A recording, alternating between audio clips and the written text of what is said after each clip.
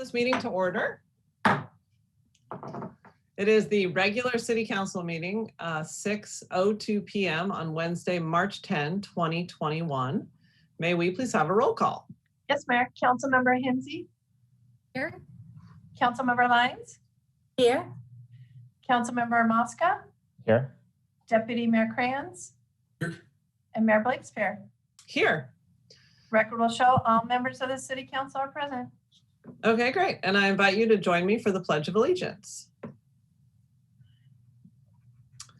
I pledge allegiance to the flag of the United States of America and to the republic for which it stands, one nation, under God, indivisible, with liberty and justice for all.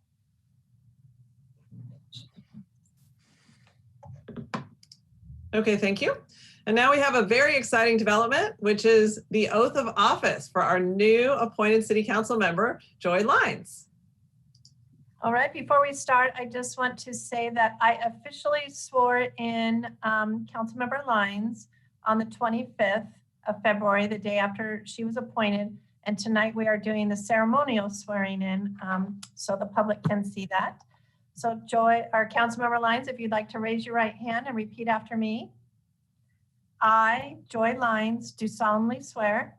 I, Joy Lyons, do solemnly swear that I will support and defend that I will support and defend the Constitution of the United States the Constitution of the United States and the Constitution of the State of California and the Constitution of the State of California against all enemies, foreign and domestic, against all enemies, foreign and domestic, that I will bear true faith and allegiance that I will bear true faith and allegiance to the Constitution of the United States to the Constitution of the United States and the Constitution of the State of California, and the Constitution of the State of California, that I will take this obligation freely that I will take this obligation freely without any mental reservation without any mental reservation or purpose of evasion, or purpose of evasion, and that I will well and faithfully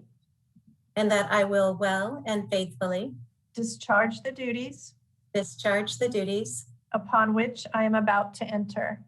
upon which I am about to enter. Congratulations. Thank you.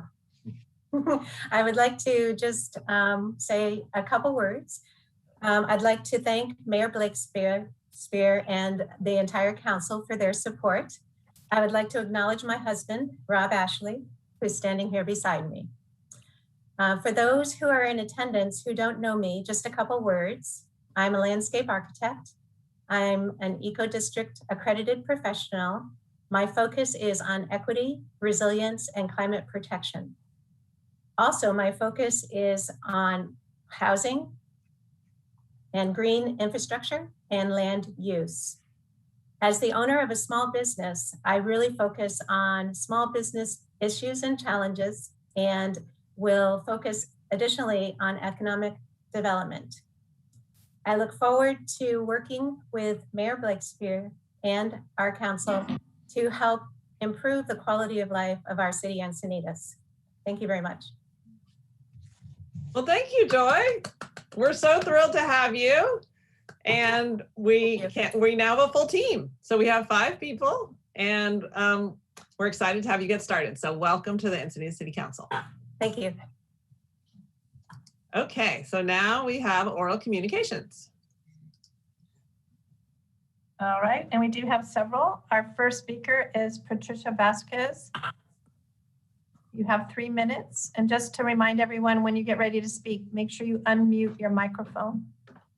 Hi, good evening. As many of my neighbors and I have expressed at previous City Council, Traffic and Public Safety Commission, as well as Planning Commission meetings, we are extremely concerned about the level of development being proposed in our small corner of Northwest Leucadia.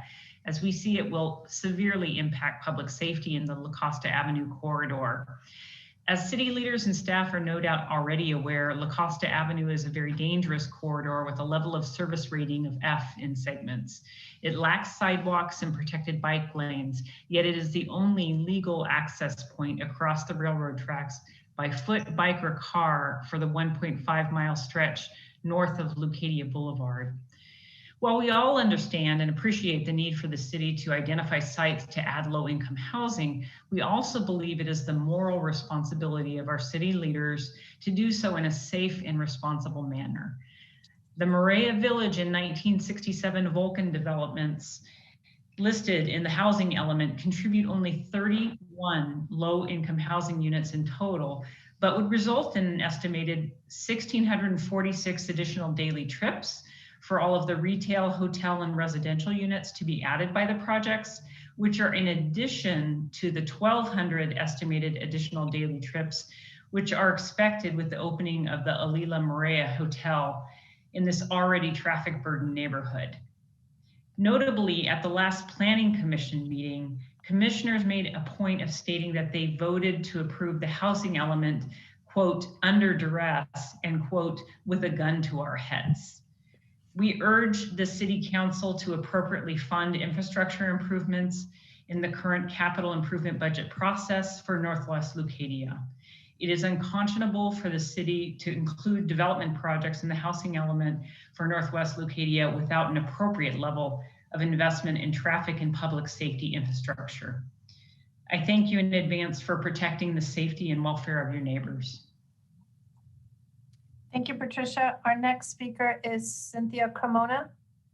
You can start when ready, and you do have 3 minutes. My name is Cindy Cremona, and I'm a member of Encinitas Viewpoint, and I reside in Encinitas. Good evening, Mayor and Council. This is a question that has come up on our Encinitas Viewpoint program recently. So I'm asking the question here again. When does the Mayor and Council plan to transition council meetings back to an in-person venue? Surely it's possible for residents who wish to be present at meetings to wear a mask and socially distance at City Hall. If not inside, then why not outside? The residents have a right to be present for city business. Many feel the city is hidden behind quarantine measures for far too long, and the city's business needs to come out from behind the shadows and back into the light of day. I would hope the city plans to make an announcement sooner rather than later. Otherwise, I'm sure that myself and other residents will be back here again at every meeting asking the same question until the city resumes in-person council meetings. Thank you. Thank you, Cindy. Our next speaker is Ralph Cheney. Ralph, you can start when ready.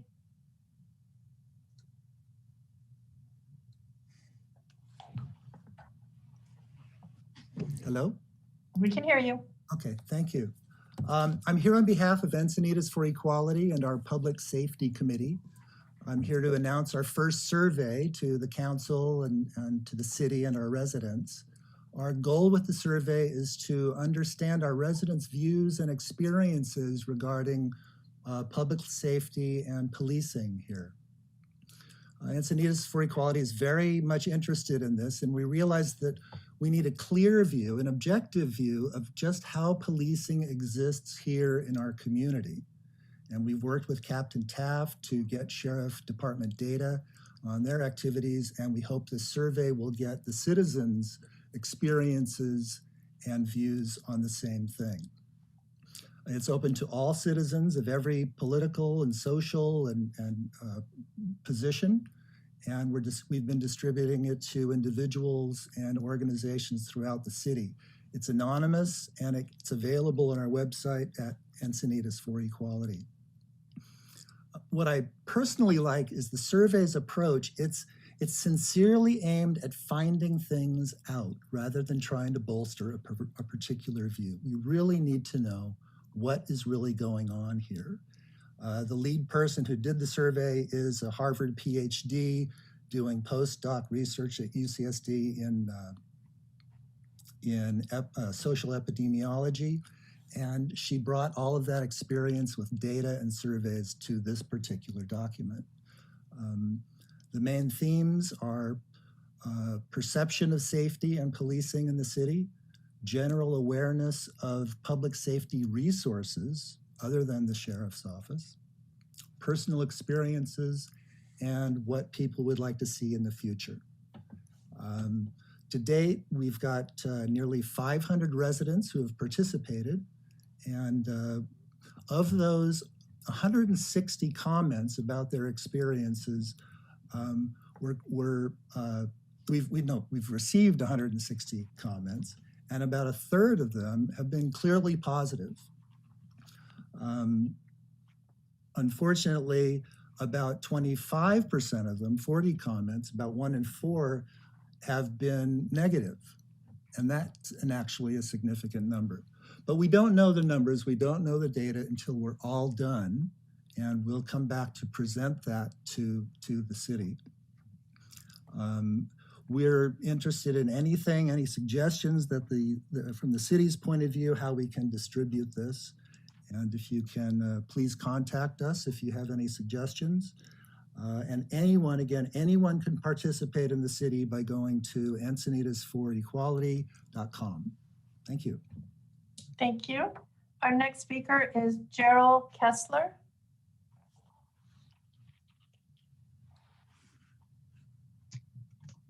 Can you hear me okay? Yes, we can. Okay, I just want to hit home with this Staver project again. The whole neighborhood is up in arms. We asked for an environmental impact report and it's not been done. We're getting no response from the city planner in charge of this. The citizens that will be impacted have all requested one and nobody's helping us out. The traffic report that was done by your planning department in October during COVID is not accurate, nor is a hydrology report. And you know, it's breaking my heart. They are going to tear down this beautiful frontage home on Melba, which has historical value. It was built in 1938. This traffic is going to be a nightmare when school gets back in session. There's 5 schools that feed Melba, and they're putting our children's life in danger. They're going to try to remove a grove of Torrey pines, and Brian Staver has no regard for the surrounding community, although his family lived a very modest, humble life with their business there. It's very disturbing. He wants to cram now 31 homes into that small area, destroy the Torrey pines, and it's not going to be an eco-friendly environment at all. The drainage is going to be a problem over there. It's just not right. He should not be able to destroy our property and our lives like this. His application was not put in the city at the correct timing to even get that density bonus. You're just going ahead and doing it. It's disgraceful. We just want our voices heard. And now our representative lives right in the backyard and she's not even going to be able to help us. And how do you explain that one? We want our voices heard. Thank you. Thank you. Our next speaker is Ethan Lowe.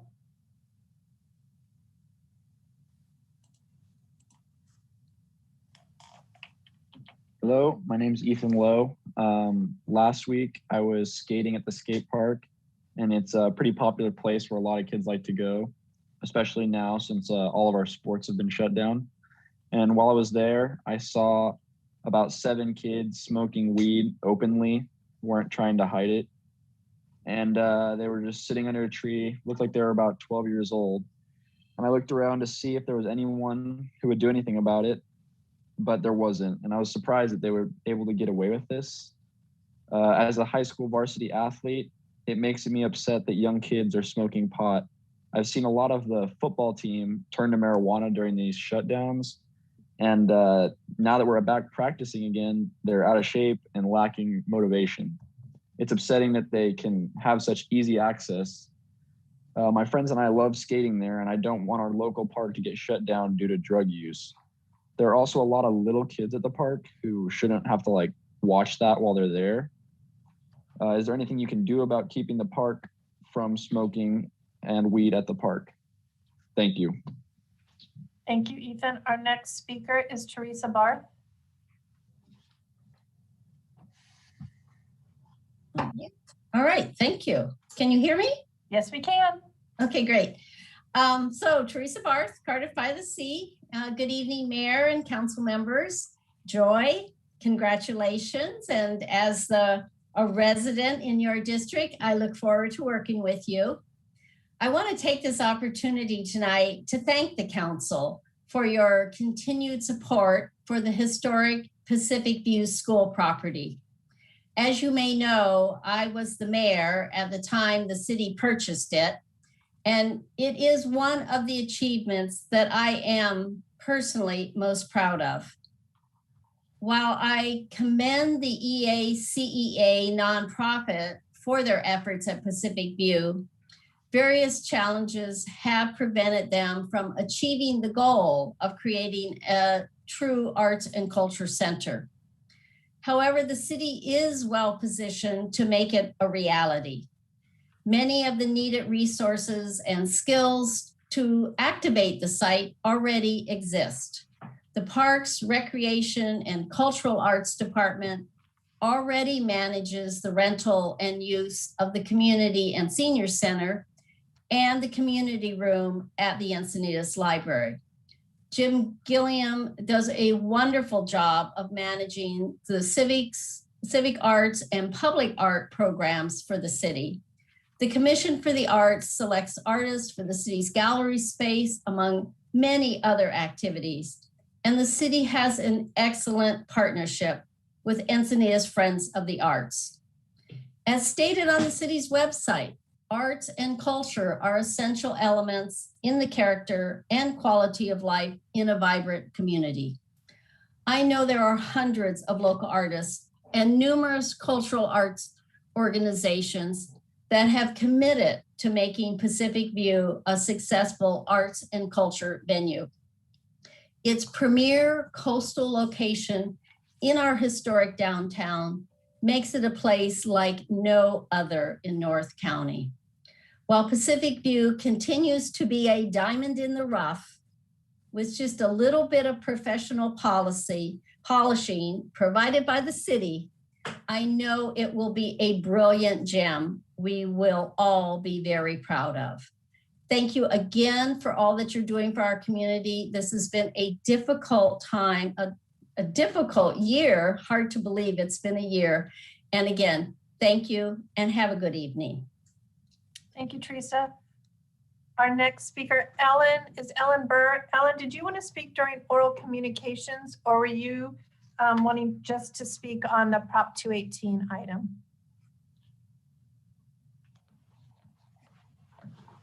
Both. Both, okay. You can start for your oral communications. Good evening. A couple items that have been long lingering and annoying to me. First of all, the current policy for reporting code violations. You have to fill out a form and identify yourself, which makes it a public document so anyone can come in and see it. I can understand having this policy for nuisance complaints, a lot of things which probably should be handled by the sheriff's department, but not for very important, critical building code, business operation incidents. What you have now is a don't ask, don't tell, as opposed to a see something, say something.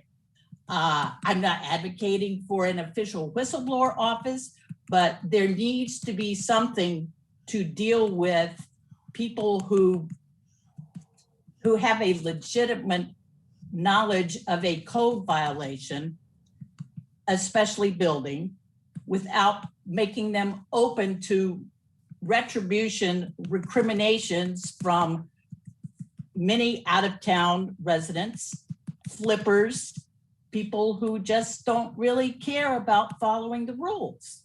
So please look into that, because I think if you don't, then you are avoiding your commitment regarding many of the items you have put in code that you have to be enforcing. Secondly, regarding equity and capital improvements, I think it's time long overdue to shelve the Montgomery Verde project and bring everything the city can bring to bear with the help of NCTD and SANDAG and whomever else to get a crossing done in Leucadia. It is unconscionable that that situation exists there. Thank you. Thank you. And our final speaker for oral communications is Diana Nunes. Hi, can you hear me? Yes, we can. Great. Dear Mayor and Council, first I'd like to welcome and congratulate Councilperson Lindy's. Thank you for being a new councilperson for us. As you know, the strategic planning meeting at which CIP projects are identified and prioritized is near. I would ask that this council prioritize several time-sensitive needs of Northwest Leucadia at this upcoming meeting. We are needing a little love in this area. Please consider the following. Please prioritize and fund the design of a safe rail crossing at either Hillcrest or Sanford by building upon the findings of the Cross Connect study.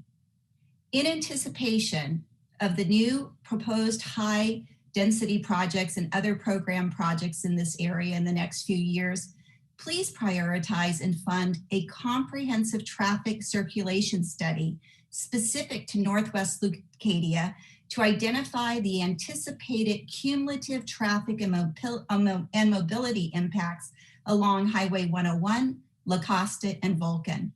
The new citywide circulation plan that is scheduled to be completed in 18 to 24 months will be too late for proactive planning purposes in this corridor. So a localized evaluation is requested and is critically needed at this juncture. Also, because of the increasing dangers along Vulcan Avenue, please prioritize and fund the design of efficient parking solutions and safe pedestrian and bike paths along Vulcan. Finally, please prioritize and fund a study to evaluate the drainage issues and propose solutions in the area east of Highway 101, specifically along Vulcan Avenue. All these requests are in alignment with the vision and strategies specified in the 2019 and 2021 strategic plan. Improvement to Northwest Leucadia does not only benefit the residents of this corridor. The coastal gateway to our city, Northwest Leucadia, is not only our community. It's a destination spot for many Encinitas residents and for visitors from outside of our community. Improvements here improve the overall health of our city. We need improved roads, drainage, parking, and yes, we need a safe rail crossing. Please act proactively and creatively by having a plan, identifying all possible sources of funding, and making Northwest Leucadia a priority at the upcoming strategic planning meeting. Thank you for your time and consideration. It's appreciated.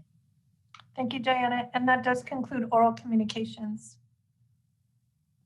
Madam Mayor, can I make one comment? Yes. Just consistent with, in sync with the comment about Encinitas Community Park, I was wondering if we can ask the city manager to work with our Parks and Recreation department to just softly and creatively address some of the issues that speaker had mentioned. I don't think that we need law enforcement out there, but perhaps we can use Parks and Recreation or other staff to help out. Okay, thank you. I see the city manager nodding her head. And there was also, I'll just say there was one comment about our meeting format, and I'll just mention that I'm on multiple boards, including SANDAG and wastewater boards, and none of them are meeting in person. So, I personally have not been vaccinated. I don't know if others have been, but the tiers, haven't reached down very far quite yet. In North Coastal San Diego, 14% of people are currently vaccinated. So, I would be surprised if we were having groups of people coming indoors in the very short near term, because that just doesn't seem to me like something that's happening right now. So yes, Councilmember Hinzi, I see your hand up. Yeah, I wanted to comment on that as well, because I don't think it's time to get back to in-person format. But I have heard from a few residents that they wonder about that 2 p.m. cutoff to be able to offer comment at our meetings. I'm wondering if we can push that to be any closer to the time of the meeting. I realize there's a lot of IT to manage and, getting this register list of speakers ready and all of that. But I think that it might be a little early in the day to cut folks off from being able to offer comment. I think that's a good suggestion. Does the city clerk want to weigh in on that, or you want to get back to us on moving that? I can work with IT and we can work to move it up so it's just manageable for all of us. Okay, good. That's a good request. Thank you. Okay, thank you. So with that, we will go to the rest of our agenda here. We have no closed session, so no report from there. Do we have any changes to the posted agenda? There are no changes to the posted agenda. And then moving to the consent calendar, we have 2 public speakers, one on item 8C and one on item 8F. Okay, I would entertain a motion on the balance. So moved. Second that. Give me just one moment. Okay, we'll start voting. Councilmember Hinzi, Yes. Councilmember Lyons, Yes. Councilmember Mosca, Yes. Deputy Mayor Crayons, Yes. and Mayor Blakespear. Yes. Motion carries unanimously. We can now move to item 8C. And our speaker is Scott Plattenberg. And Scott, you can start when ready. You have 3 minutes.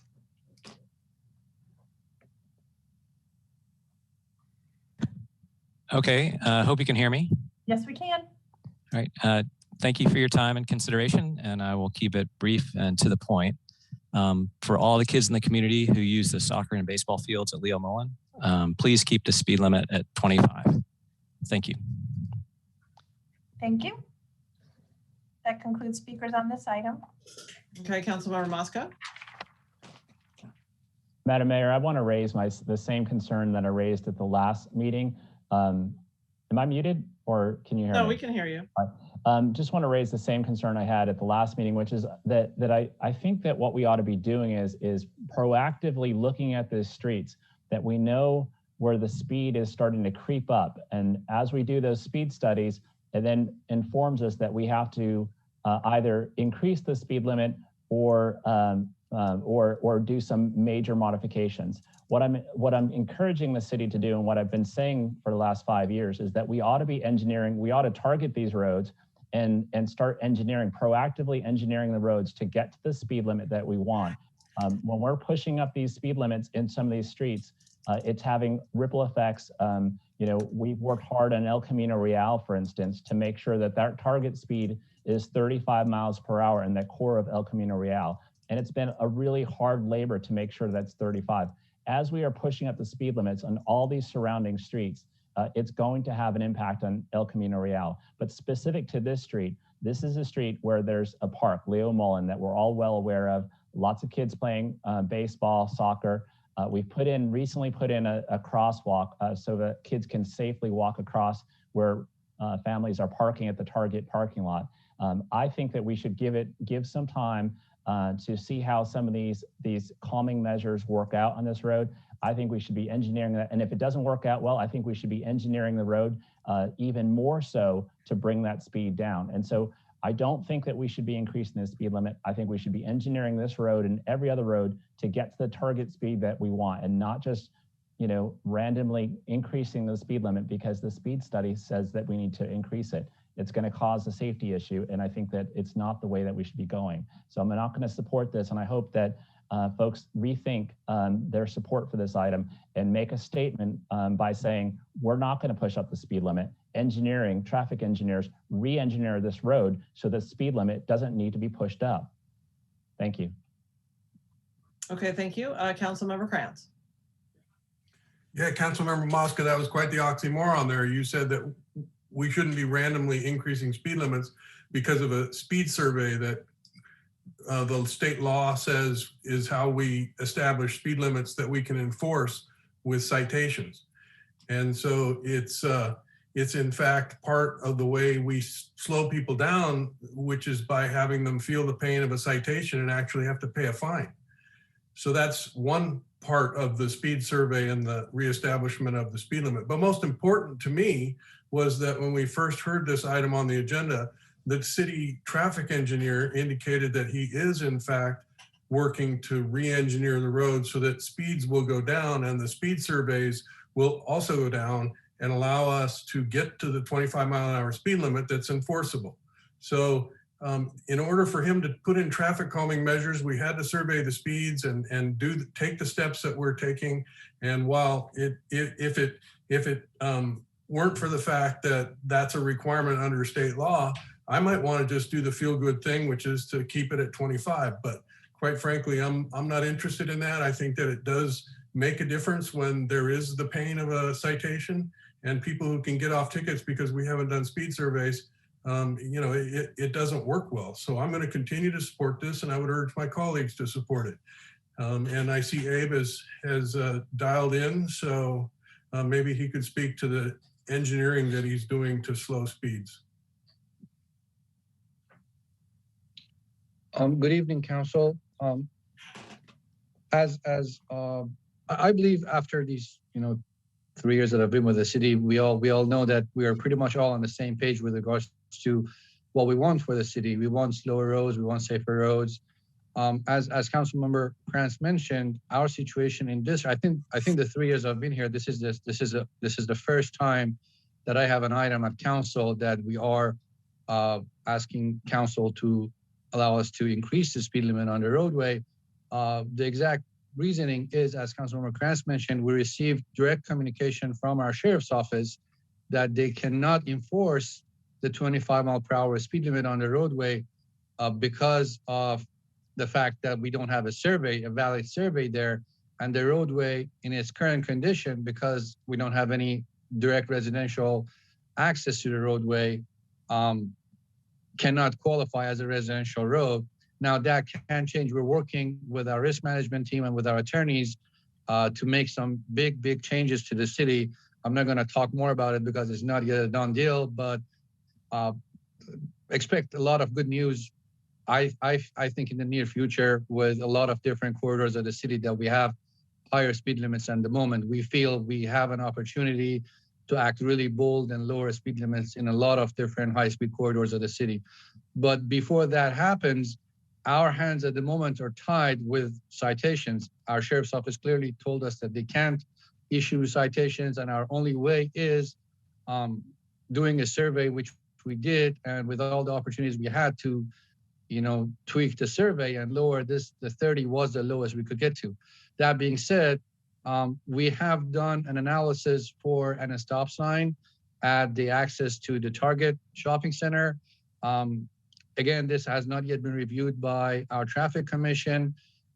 It will go to the traffic commission next month. We were waiting on a policy to be approved by city council, which was 2 weeks ago, which is how we notify immediate residents adjacent to these future stop signs.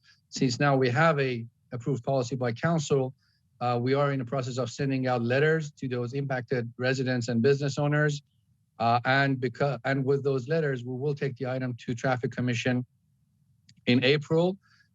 If they approve those and bless those to come to city council sometime in late April, we will hopefully bring the stop sign at that Target access to the city council for its first reading and the second reading after. If that stop sign goes in place, I believe we would have a very good opportunity to redo the survey after and hopefully lower the speed limit back to 25, but this time legally and totally enforceable. But that, what I would say, is around 3-4 months out. And during this period with, spring and summer coming up, I think it's good to have a valid survey, because changing to 30 is just replacing 2-3 signs, but it makes it enforceable, and it would give that police force to our sheriff's office to enforce. Sorry if I went long, I wanted to clarify. We are pursuing different routes to lower this road back to 25. I'm optimistic. Okay, thank you. I'll be supporting this because we want our sheriffs to be able to write tickets in the interim. So we all know where we're headed, which is towards slower streets. But in the interim, without this speed increase, we are unable to actually enforce at all. So to me, that's a really problematic situation. So that's why I'll be supporting this. And also, I am grateful that you're working on it and we're headed in the right direction. Councilmember Hinzi. Thank you. Yeah, I had a question for Abe because I remember a similar issue on Requesa, and it was that we couldn't enforce the lower speed we wanted, which I think was 25 miles per hour at that time. Maybe it was before you were here, but then we were looking at having to raise it. And somebody identified that it was near a senior facility. And so we found a way that we could keep it at 25, even if the speed surveys didn't support it at that time. So I'm wondering if, because there's a park right here, children are present, if there's the opportunity to keep it at 25 and enforce for that reason. So I'm going to step in here and ask Abe not to answer that question since none of these additional items are on the agenda tonight. And it sounds like there's a lot to be discussed around this issue, but let's put an agenda item together for a future meeting. Okay. Do you want to make any other comments, Councilmember Hinzi? No, it was just that question. I would move approval. Right. So I think that, I'm sorry. So her question was not relevant to this item. Is that what you're saying, City Manager? Yeah, I think we're starting to stray when we're starting to talk about different items that are not on the agenda. It's not related to this particular item, the stop sign, speed limit on a different street. I think it invites a continued conversation about other areas and other specific traffic items that haven't come before the council yet. All right. Well, I'm going to just also make the statement that Councilmember Hinzi was making, which is that she was trying to draw a corollary between one part of the city and devices and measures that were deployed there, and whether or not we've looked at that for this particular road. So Abe, have we looked at, the fact that you could, even though the 85th percentile said one thing, is there any kind of slow because of school, slow because there's a nursery up the road, slow because of a park, slow because of a senior center? Those require 25 miles per hour. So did we do our due diligence and look at that? I tried to stay on point, City Manager. To your question, Councilmember Hinzi, Councilmember Mosca, yes, we do have provisions in California Vehicle Code and in MUTCD about 25 mile per hour for certain land uses. As far as I know, park is not one of those.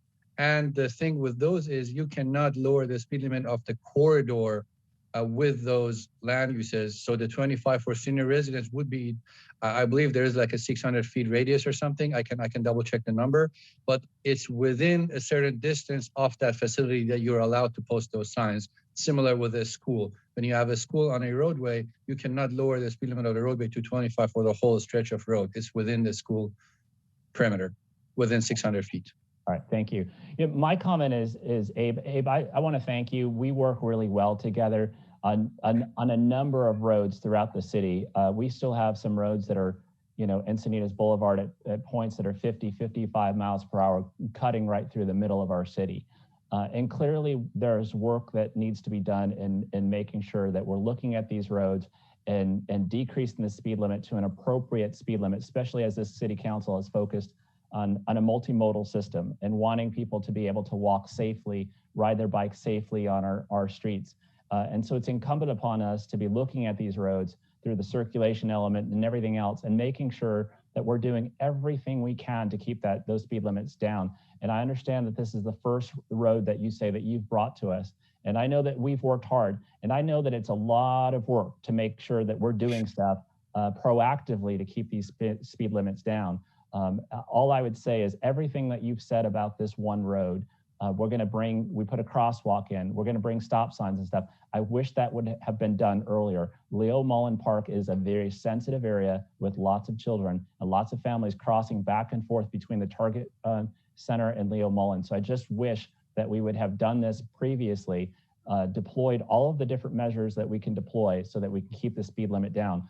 And my statement is not disapproval of what you've been doing, because I think you and your staff have been doing a great job. But my statement is saying, do more of that proactive work. Please do more of that proactive work. I don't want to have measures to increase the speed limits in very sensitive parts of our city. Okay, thank you. Councilmember Lyons. Thank you. I agree entirely with Joe's sentiments because it's the right thing to do, to think it through very thoroughly. However, I believe Tony has a motion on the floor to approve this item. Do I understand that correctly? Yes. And I concur that this is needed in order to do the enforcement that's necessary. So it's kind of like a sour pill here, but I hear Abe saying and others saying that there will be continued study and assessment of the right solution for this area, and I have confidence in that. So can I second Tony's motion? Yes, you can. You just say, I second. Second. Okay. So now we have a motion and a second. And so we'll go ahead and vote. Councilmember Hinzi, Yes. Councilmember Lyons, Yes. Councilmember Mosca, No? Deputy Mayor Kranz, Yes. and Mayor Blakespear. Yes. Motion carries with Councilmember Mosca voting no. We now move to item 8F. And we do have one speaker, and that is Ellen Burr. Ellen, you can start when ready, and you do have 3 minutes. Can you hear me? Yes, we can. Okay. I would like to propose that the residential element of this project be shelved for further study. The devil is in the details, and I see hardly any details other than the fact that if this is approved as is, the city will be able to collect the franchise fee from the provider, which the provider will have to levy and payments from residential owners, whether or not they actually utilize the service. Okay, number one, in just a short walk of 4 blocks around my neighborhood last Friday, I doubt if there were 25% of the residences that had green cans out. Okay, some of those green cans are associated with VRBOs and other rental entities where I don't think the people who were staying there understood what was supposed to go in the green cans. There are many people that do not have green cans because they have no yard or they have a gardening service. And many that do have green cans only use them 1, 2, 3 times a year. There are a few, maybe once or twice a month. So I don't quite understand the process here for dealing with the food waste and the green cans. If you're going to have all these people who do not have green cans and are not using green cans, there's just not enough information. And I don't think not to cover this in detail. I mean, we're talking about 17,000 households here. That's not a whole lot. I think we should be able to find out exactly how many green cans EDCO picks up on a monthly basis, 4 times a month, okay? And it's probably gonna be higher now because we are doing spring cleaning.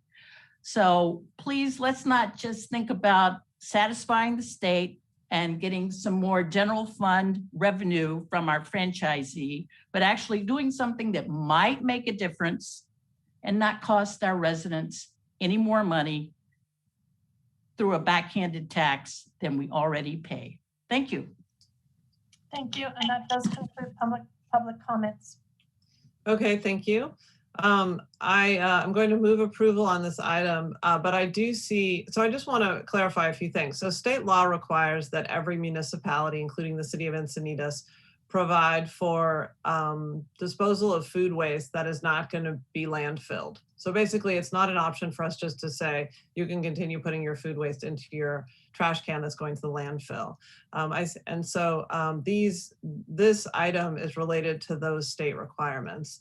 I think the speaker brings up a good question, though, about what about people who don't fill their green waste container at all or don't have one? And I see that we have the general manager and the CEO of EDCO on the phone here. So I wonder if either of them could answer that question. Good evening, Madam Mayor and council members. I'm Jim Ambroso, General Manager for EDCO. The question was whether we have, some folks just don't have green waste carts or they may not fill them during perhaps winter months. And what we will do is we roll this program out beginning in June and actually starting sooner. We'll instruct and inform folks on how they can separate food and even put it in the cart without green waste. We have many methods to talk about, the caddies and other information that we'll be sharing. So they can put the carts out whether they have green waste or not, and we will still service them. And are there some homes that don't have a green can at all? I doubt that there are. There may be some in the multifamily sector where we will be applying a solution that will suit the residents in whole. But most of those single family residents should have green cards. And so can you just say, what is the solution for multifamily? That's like apartments. That's right. That's apartments, condos, and perhaps mobile homes there. And those locations will be looking at them, meeting with the property management firms and helping to design a system that works best for them. It may be a cart, a community cart, or a community bin with caddies. But those will require some hands-on attention. We'll be meeting with them specifically and designing it. Okay, good. Well, I'm glad to hear that it still will be diverted from the landfill to the digester where it will be processed and turned into natural gas instead of having it go to the landfill. So that's good to hear. Councilmember Mosca. Yes, thank you. And thank you for our representatives from the trash hauler being here with us today. And thank you to the city staff. I know that they've worked hard on this. I guess, I just want to lay out a couple of concerns that I have, or a concern that I have that, and perhaps when this comes back, we can look at it again.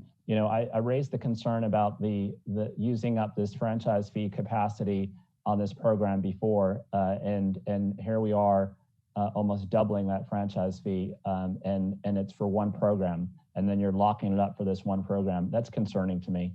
And I said that before, and you've come back without ever really briefing me on this, and it's doubled. And so my hope is that you get back with the staff gets back with the trash hauler and work something out.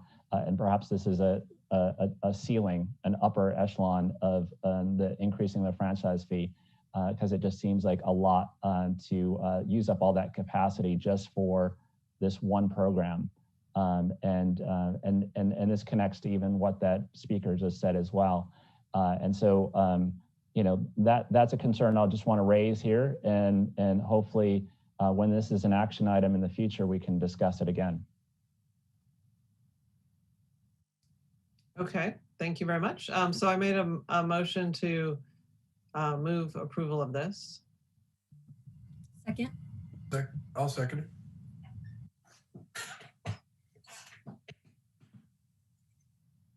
I have Councilmember Cran seconding, and we can start voting.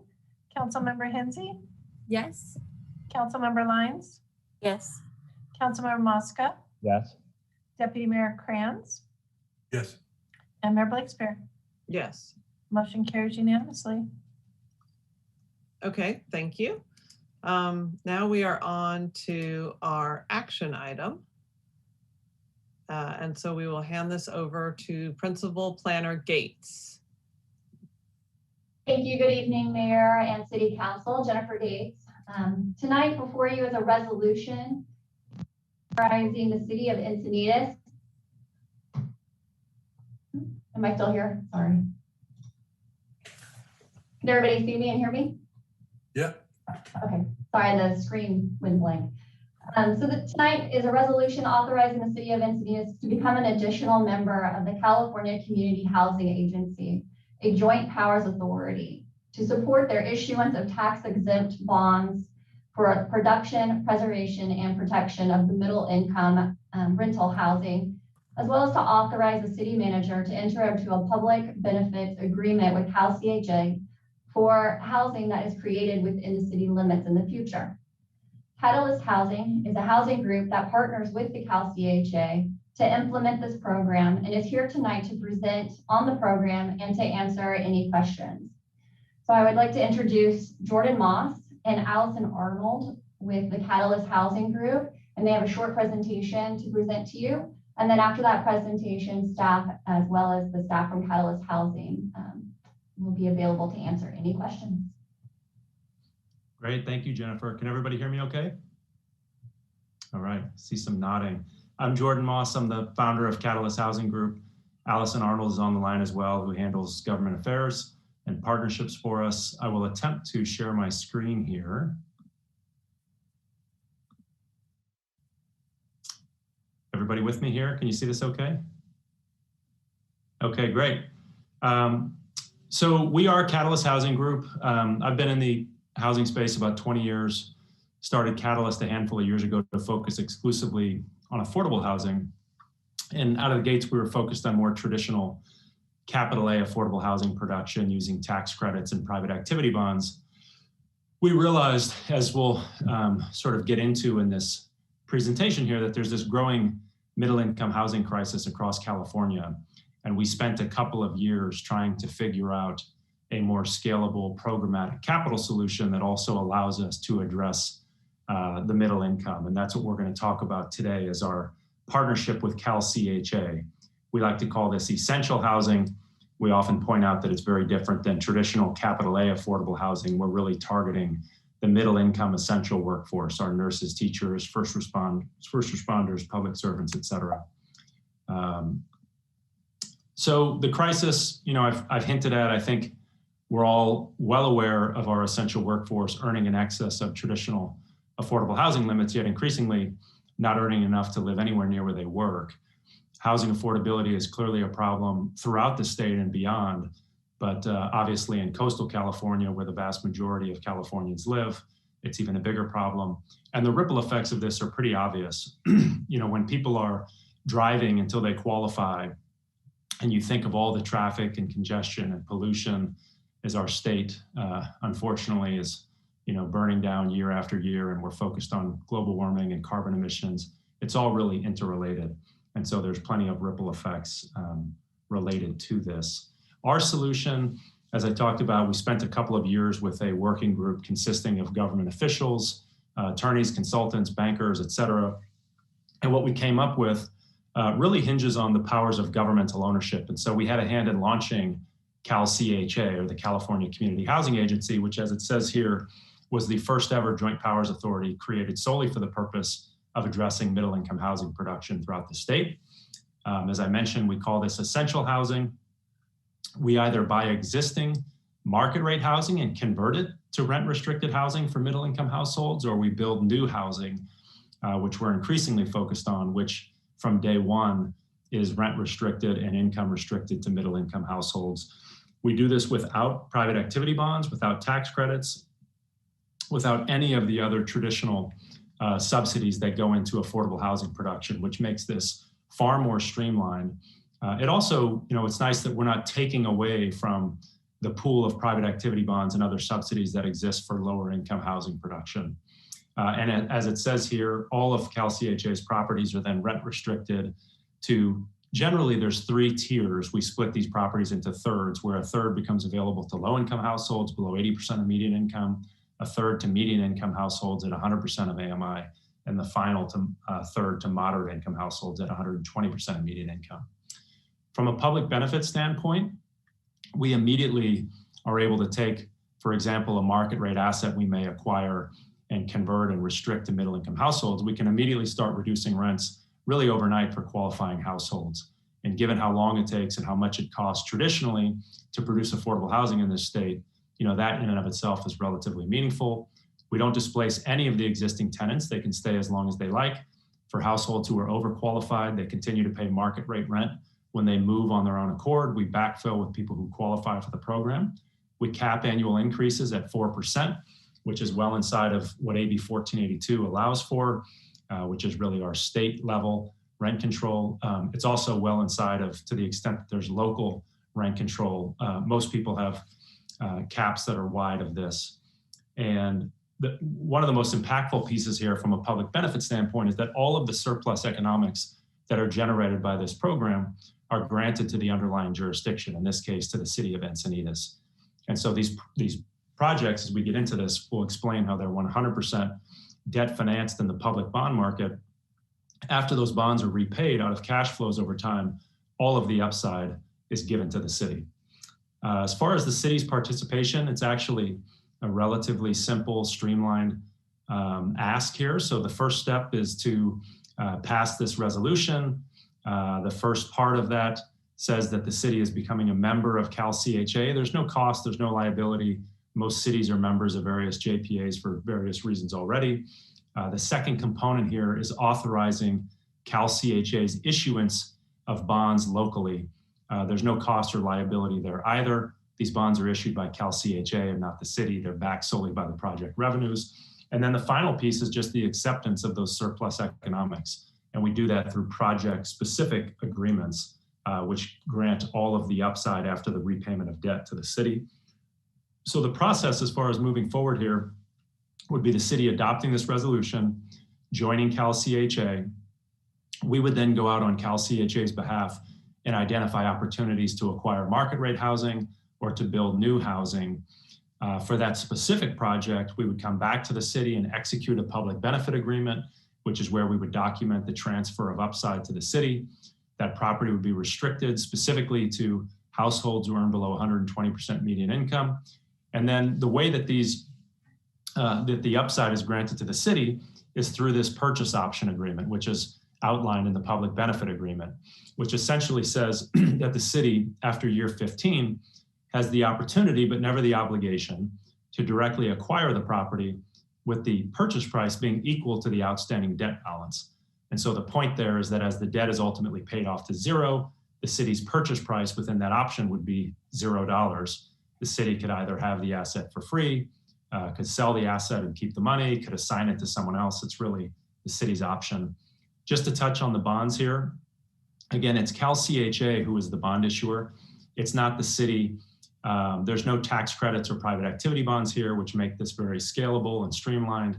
The city's not the issuer. The city doesn't credit enhance the bonds.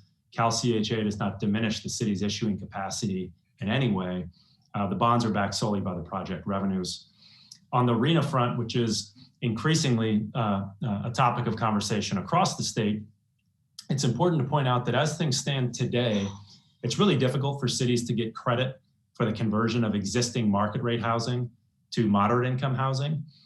We're actually working on some legislation right now. We've been assigned a bill number and are hopeful that in the near future, we'll be able to change this. One of our advisors, Ben Metcalf, most recently ran HCD, and we've been spending a lot of time through Ben and his connections and others across the state on this effort because, I think it's important that cities who entertain this and allow us to move forward and create this much needed housing get credit for it.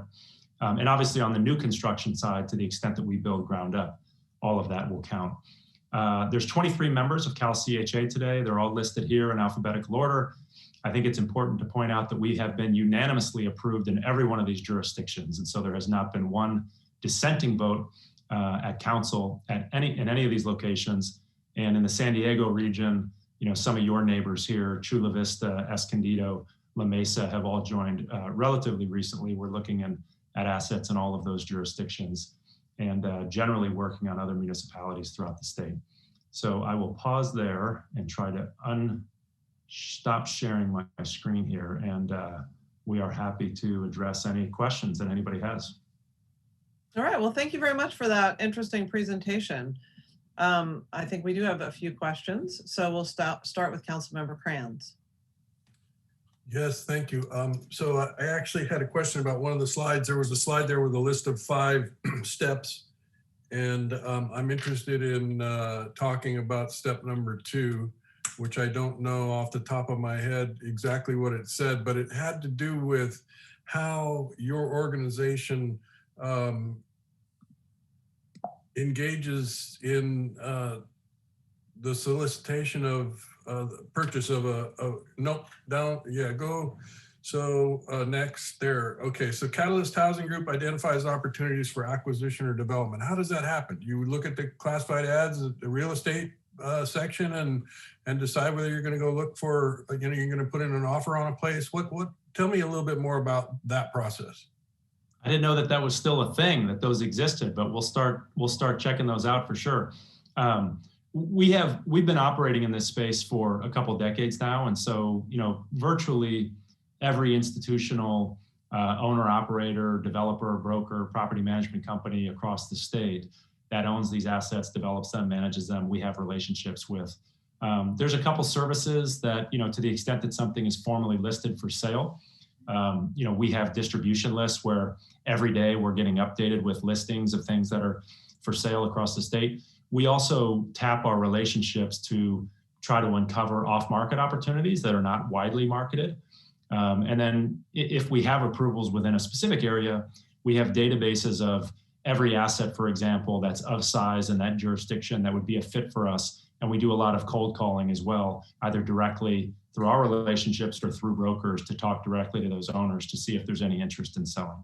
Right. So one of the questions that I guess the point that I'm trying to get at is, as you identify opportunities, is it limited in some way to a specific type of property? Is it just any, you're entering into the open market and trying to make deals just like any other group that makes investments in real estate? Well, there's definitely some parameters. For starters, we're only focused on assets where we can deliver true affordability. So if something was already naturally affordable, for example, let's just say that given the age or the quality or the location of the asset, it was a C quality asset that was already sort of naturally affordable, that would not be something that we would entertain because, again, it's already affordable. If something is 20 units or even 50 units for that matter, it's really going to be too small for us. We are primarily focused on larger institutional quality assets. There's definitely some fixed costs to these bond issuances. And so this won't work, for example, for a $20 million transaction. Our average size transaction has been $100+ million. And so we're primarily focused on larger assets. I would say that we have a bias for newer assets, mostly because of the long-term hold that we envision here being sort of a 30-year hold. And so it's nice having new bones and new systems and not thinking about having to rip all of that out and replace it over time. That said, we are closing our first sort of really significant redevelopment opportunity in the near future, where we'll be spending about $80,000 a unit to replace, windows and electrical and a bunch of other things. And so we're not afraid to take those things on if it makes sense for the asset. But I would say, the bias is definitely for nicer, newer, larger, well-located assets. And finally, the issue of AMI here along the coast, where the value of the dirt is just so much higher than in other parts of the state. Do you have difficulty, making an acquisition in the market, coastal markets? Not necessarily. I mean, we have now acquired assets in various counties. So the AMIs are all set on a county by county basis. Right. And we have acquired assets in Marin County, for example, which has some of the highest AMIs across the country. And we've acquired assets in Solano County, for example, which is, also here in Northern California, which is a much different AMI zone. It comes down to sort of a triangulation of, the asset itself. Is it the nicest asset in the submarket or is it not?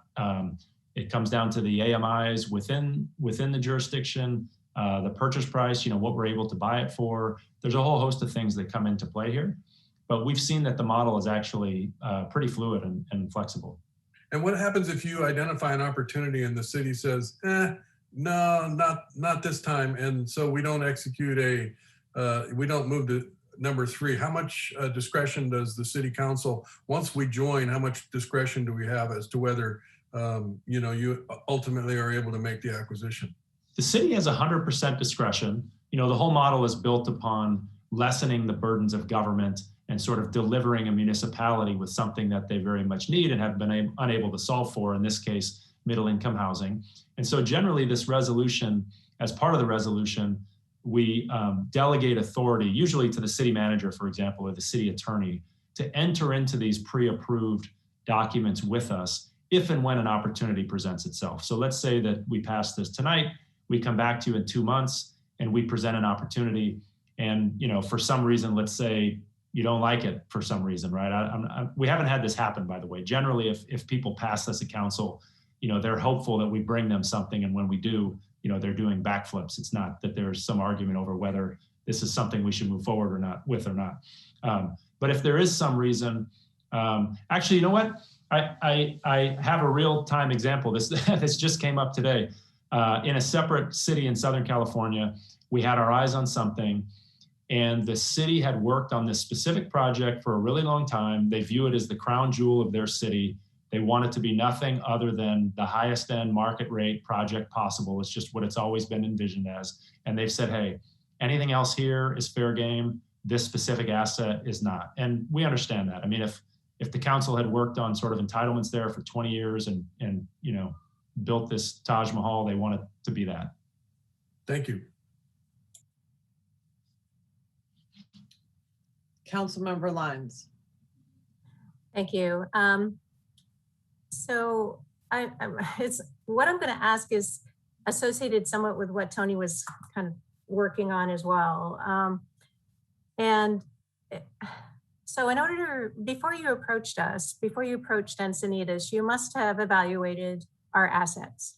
You must have evaluated what we have here. And I would assume you would say, it's worth putting energy into having this agreement here in Encinitas. From my perspective, I'm just really curious, and I know this is probably something you can't talk about in any detail, but I'm not really sure which of our assets that might fit into that box you're looking for. And so, not that I'm expecting you to say that, but it would help me to understand, maybe if you could characterize, I believe I read that there are 4 other properties that you've reached agreements on elsewhere in the state. Is there an opportunity for us to get informed about what those properties are? It would help in my mind, me understand the type of property that would be a good fit for this program. Before I go any further, I do want to say that I support this in theory too, though, that the overall objectives here of a public-private type partnership that has benefits to moderate income and low income housing and rental is good. So I'm not trying to say I don't like the idea. I just would benefit from more detail about what kinds of properties or assets what we have here that would fit, or what examples you have from other places that we could see. Sure, yeah, happy to address all of that. So to date, we have closed, CalCHA has acquired 4 assets, and they range from 152 units on the small end to 390 units on the upper end. And from a purchase price standpoint, that's from, just using round numbers, from 50 million on the small end to 225 million on the upper end. And the age of construction of those assets would be from the 70s, sort of as the earliest, to only a couple of years ago, as the most recent. And so it really is quite the range. We have a handful of assets in contract today with CalCHA, ranging from the large renovation that I just mentioned that will close at the end of the month. That's a 309 unit property in the city of Hayward. We'll soon be closing on about 700 units in Southern California. And those are nicer, newer, larger, sort of like I was describing as being one of our core focus areas. That's about $400 million in total there between those 2 assets. We have another large asset that's close to 1,000 units in Southern California under contract as well. And so, it's really all over the place. I would say, I don't have a list in front of me of every institutional sort of 100+ unit building in Encinitas. We definitely have those lists. We have looked at that. There's usually a rhyme and a reason for reaching out to a city like this and taking your precious time on a Wednesday night. So thank you again for hearing us out. We would never want to do this if there was no opportunity to actually be successful. And again, I would remind you, it's not only the opportunity to acquire existing assets, but to build new as well. And, I think one thing that is sometimes surprising is even when, there's things in the development pipeline which people associate with a specific developer and just assume as soon as they get it entitled, they're going to build it. We oftentimes see those opportunities where upon entitlements, when people realize, how much capital has to be raised, how intensive it is to sort of actually go forward and develop that we have people offer those sites to us to step in and capitalize those with our bond proceeds and actually build those. And so we're seeing shovel-ready sites across the state where developers who have been entitling them for years are actually looking to exit, and we become a pretty interesting option for them. So again, I do want you to think of this as both an acquisition and a development model. Okay, thank you. Councilmember Mosca. Yes, thank you. Thank you, Jordan, and thank you, Allison, for being here. Obviously, you have lots of knowledge, and very appreciative of you actually being here with us on a Wednesday evening to discuss this. And obviously, well, not obviously, I mean, for a long time in our discussions, we've talked about very low and low income housing and what we need to try to produce more housing in that area. But we haven't talked much about the middle area, but it is becoming an issue for us here in Encinitas. And so this is certainly a timely conversation about what we do to help kind of create that middle. This is something that I'm trying to get my hands around and just kind of looking at all the agreements and documents. So I share some of the questions and thoughts and concerns that my colleagues have expressed so far. So I won't replow that area, but just wanted to kind of some basic stuff. What is the relationship between Catalyst and CalCHA? We become their asset manager on a post-close basis. So on the front end, we are, as we've been talking about, we're out scouting opportunities, either acquisition or development opportunities. We actually put those opportunities in contract as Catalyst. We put up the earnest money, all of the either pre-development or pursuit cost. We kick off the legal processes, cover all of the traditional due diligence, and get this really to tie it up with a pretty bow and get it to the closing table and assign all of that work product over to CalCHA. They close on these assets with the proceeds of their bond sale, and then we become their asset manager on a post-close basis. So we're not doing the day-to-day on-site property management, but we oversee the third-party property managers, and we report up to CalCHA and their board. We have continuing disclosure responsibilities to the bondholders. So there's a lot of accounting and reporting and management that goes on post-close. For every transaction that CalCHA undertakes?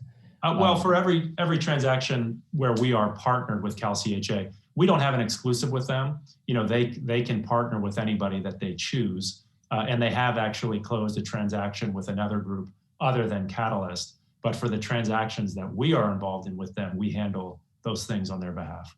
All right. For the cities that you mentioned, San Diego County, are you also involved with those cities on behalf of CalCHA? As far as getting the approvals in those cities? Yes. We have been, yes. We generally handle a lot of conversations and presentations like this on their behalf. Right. And then you mentioned the Joint Powers Authority. So all of us we're all familiar with Joint Powers Authority, but in every one of those models, local folks like ourselves sit on the board of directors. Here we have a JPA that's formed in Kings County, quite a few miles north of us. And it's the only one that I can see in the state of California. And then within the JPA agreement, it explicitly says that no other member of this agency could ever sit on the board of directors except for the board of supervisors of Kings County. And so it's very different than any other JPA that we're a part of, whereby maybe Deputy Mayor Kranz sits on one, and I sit on another, Catherine sits on another, and so there are local folks within San Diego County that are involved with that JPA, and I think it gives you a little bit of comfort when you're looking at such complex agreements that local folks are sitting on the JPA board. And do you have any comments about that in terms of just the fact that this is a JPA created by Kings County and governed by Kings County, and they're making decisions on our behalf? Why not have a JPA that's formed by San Diego County Board of Supervisors or something local? Sure. Yeah, I definitely have a few thoughts. I mean, for starters, to your very last point, any two governmental entities, as you're well aware, in the state of California can form their own JPA to do anything they like. And so if, for example, the city of San Diego and the county of San Diego wanted to form their own to do exactly what we're doing, they obviously could. We have seen that generally cities doing that sort of on their own has not been overwhelmingly palatable on a host of fronts. I mean, if you just go back to this earnest money issue that I referenced, I know it sounds like a small one, but if you're buying an institutional asset and you have to post a multi-million-dollar non-refundable deposit, that often becomes difficult for a municipality to figure out sort of where that money comes from and what happens if that deal doesn't move forward and that deposit disappears. A lot of the JPAs that we see that are formed just outside of the housing space, I mean, I'm not sure the specifics of the different JPAs you mentioned that different council members sit on, but a lot of times they're doing, they're solely focused on sort of local things. And so it makes sense that the entire board and everybody would be focused on those local controls. This is a little bit different. I mean, this was actually structured by ORIC, who is CalCHA's counsel, and has plenty of history sort of in the public finance space. It was structured this way intentionally so that everybody who joins as an additional member, which separates anybody from any liabilities around CalCHA or any of the other members or anything that CalCHA does. And if you think about the fact that in a relatively short period of time, CalCHA has 23 members today, and our hope is that that number will be well north of 50 by the end of the year, it really wouldn't be feasible to sort of convene, if every single jurisdiction had a member on the board, and maybe in some of these jurisdictions, we never even have a transaction that moves forward, but their representative is very active in sort of controlling the board and dictating what happens in other cities. I don't think that other cities would be excited about having, it kind of, comes back to the same thing about, why does this city care about what goes on in that city? Right. So it's really, I mean, those are some thoughts, but ultimately the answer is liability. I mean, the reason that this was structured as two classes, founding members and additional members, is to separate all of the additional members from any potential liability. Yeah, no, I sit on 36 member, person board, so I'm familiar with the positives and drawbacks of big boards. Let's talk about bonds. So I'm also the chair of a new joint powers authority regionally in San Diego, which has a revenue requirement of about $500 million a year. We don't have credit rating. Your agency is 2 years old. Talk to me a little bit about the credit rating of this agency and how you got credit rating. There's no credit rating. The bonds are unrated. They're backed solely by the project revenues. But even in today's world, given sort of the yield-starved environment that we live in, even on an unrated basis, we're still able to generate proceeds for these assets that that are allow us to sort of make the math work on these projects.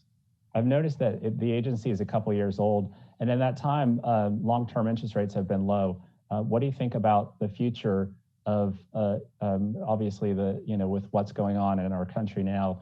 It's probably, and I think the government has already talked about the fact that they're not going to do anything with long-term interest rates. But what's your thought in terms of some of these long-term interest rates going up?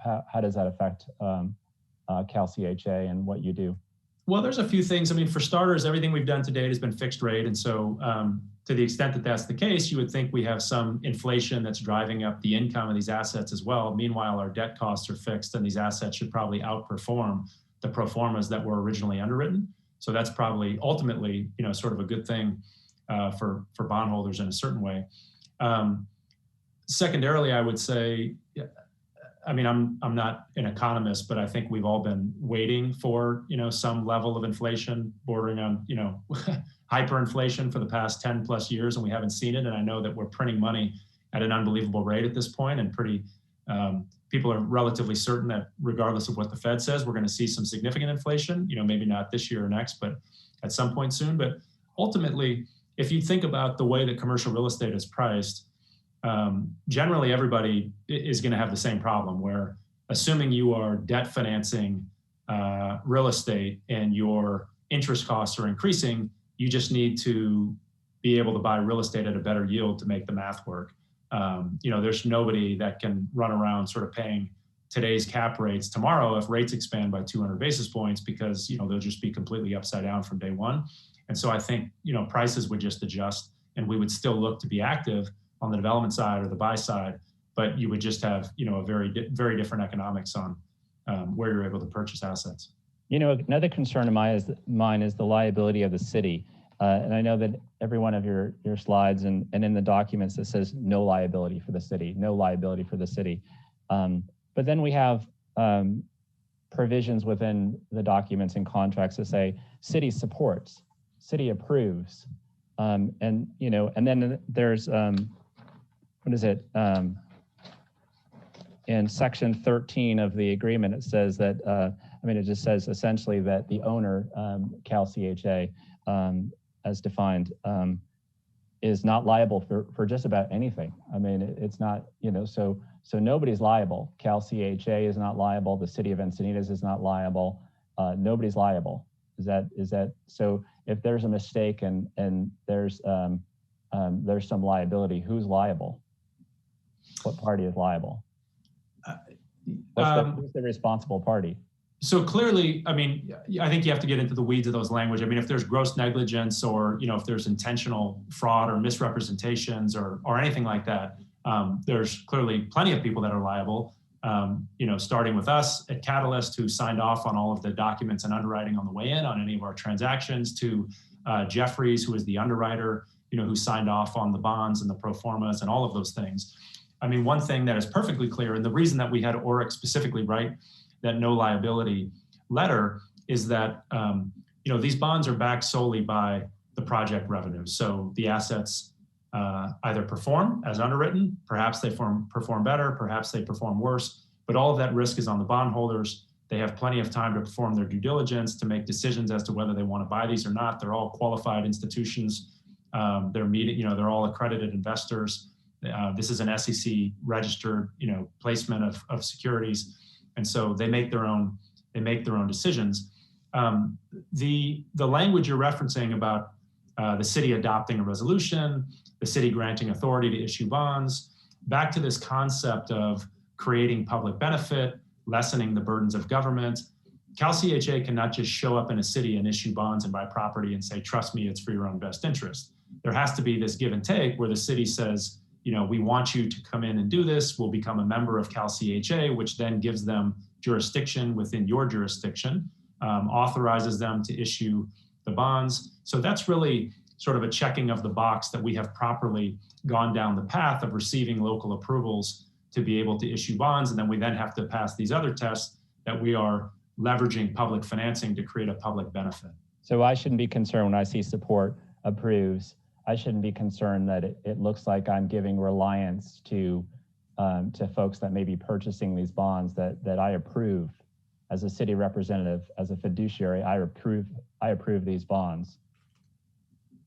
I think the right answer from me would probably be to have your city attorney answer that question. And I can tell you that we've worked with every city attorney in every jurisdiction. And as I mentioned earlier, we've been unanimously approved in every one of these jurisdictions.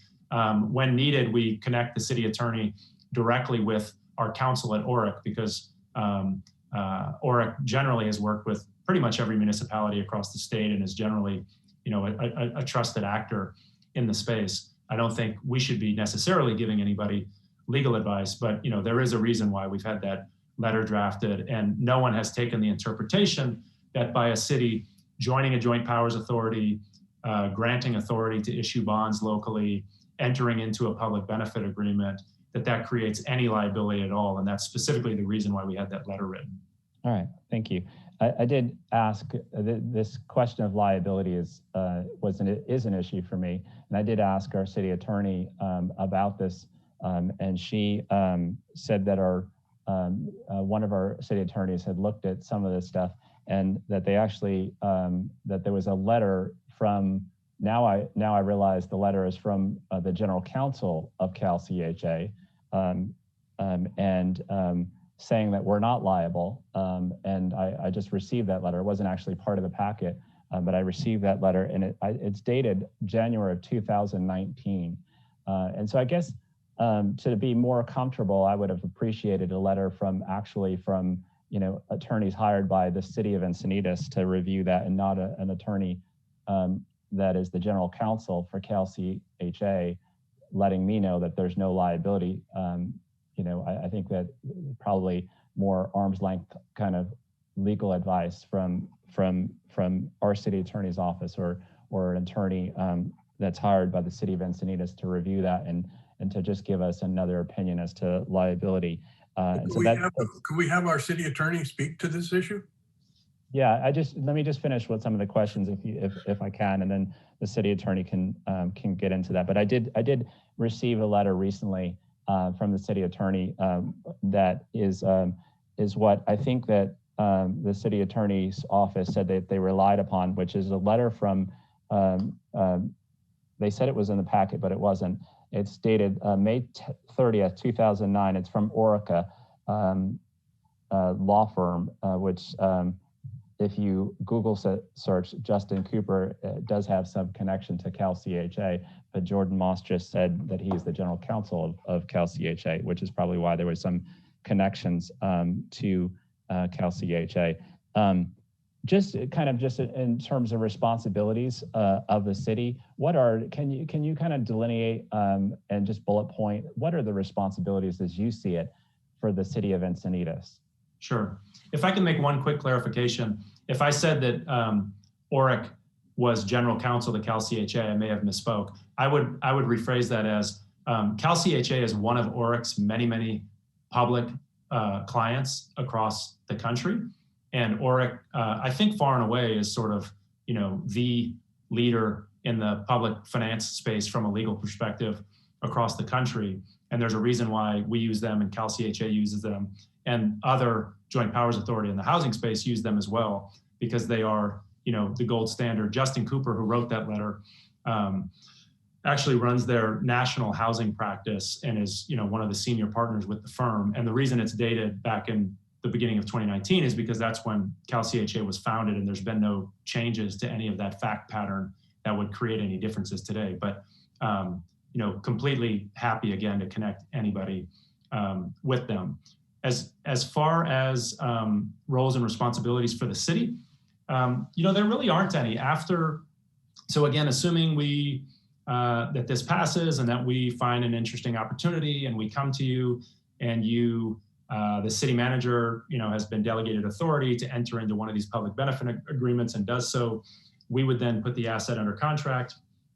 We would close that asset with the proceeds of a bond sale, and we would then oversee the operations of that property. There are no responsibilities from, say, a maintenance management or maintenance or compliance standpoint or anything like that. We really handle all of that on our end. We're happy to provide reports or anything that a city may find interesting or want to be involved in, but there are no day-to-day or there's no regular involvement or requirements of any kind.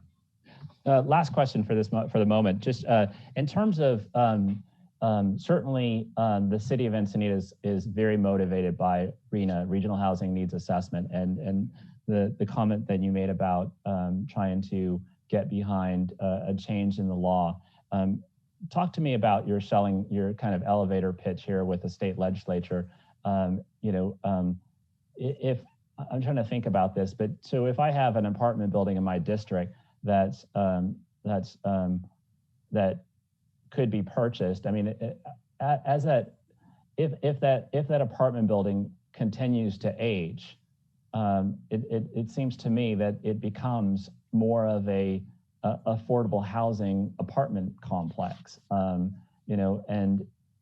if we're encouraging, turning it over and investment in it, wouldn't it ordinarily and just the normal circumstances become moderate and low income, because as it degrades and gets older, it's becoming part of our moderate and low income housing stock. And I can think of several different apartment buildings within my district that were built in the 70s and 80s and are starting to age. And the owners are only able to get a certain amount of rent. So, I mean, what do you say when the legislature says that we're not really interested in existing stock. We're just really interested in new stock in terms of RHNA. Well, one thing that we say, and I think we've seen this in many of our communities across the state, while I understand sort of that almost trickle down theory that you're describing, that as things age, they become, NOAA, or naturally occurring affordable housing, right? This acronym that's used. Unfortunately, the most aggressive capital in the institutional multifamily space today is quote unquote value add capital. And that capital is specifically looking for well-located older assets where they can justify injecting a ton of capital, effectively displacing everybody who's there today and backfilling with new people who can pay, higher rents, right, to justify their capital investment. And so, I think the reason that you see all of the fervor today and the state and other municipalities stepping in around tenant protections is because of all of that displacement that has occurred.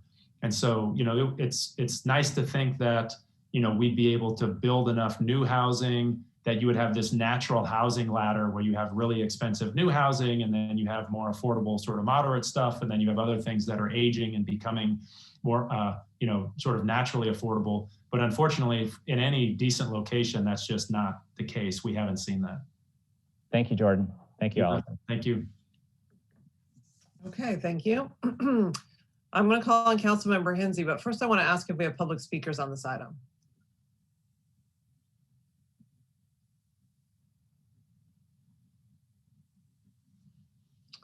Maybe I will call on Councilmember Hinzi. We'll get back to that question. Go ahead. So I have two questions, and one was just following up on Councilmember Mosca's. And it's in the staff report, it said that 25% of low-income housing can be counted towards RHNA. Is that 25% of the RHNA number that the city's been assigned that can count for the projects? Do you want to touch on that, Allison? You've been leading our RHNA efforts. I'm happy to, and thank you, council member. Thank you all for having us again. So yeah, my name's Allison. I head up, as Jordan mentioned at the top of the call, I head up government affairs and some of the policy work that we're up to. So that specification that was in the staff report is referencing specific housing element law that's allowed to date.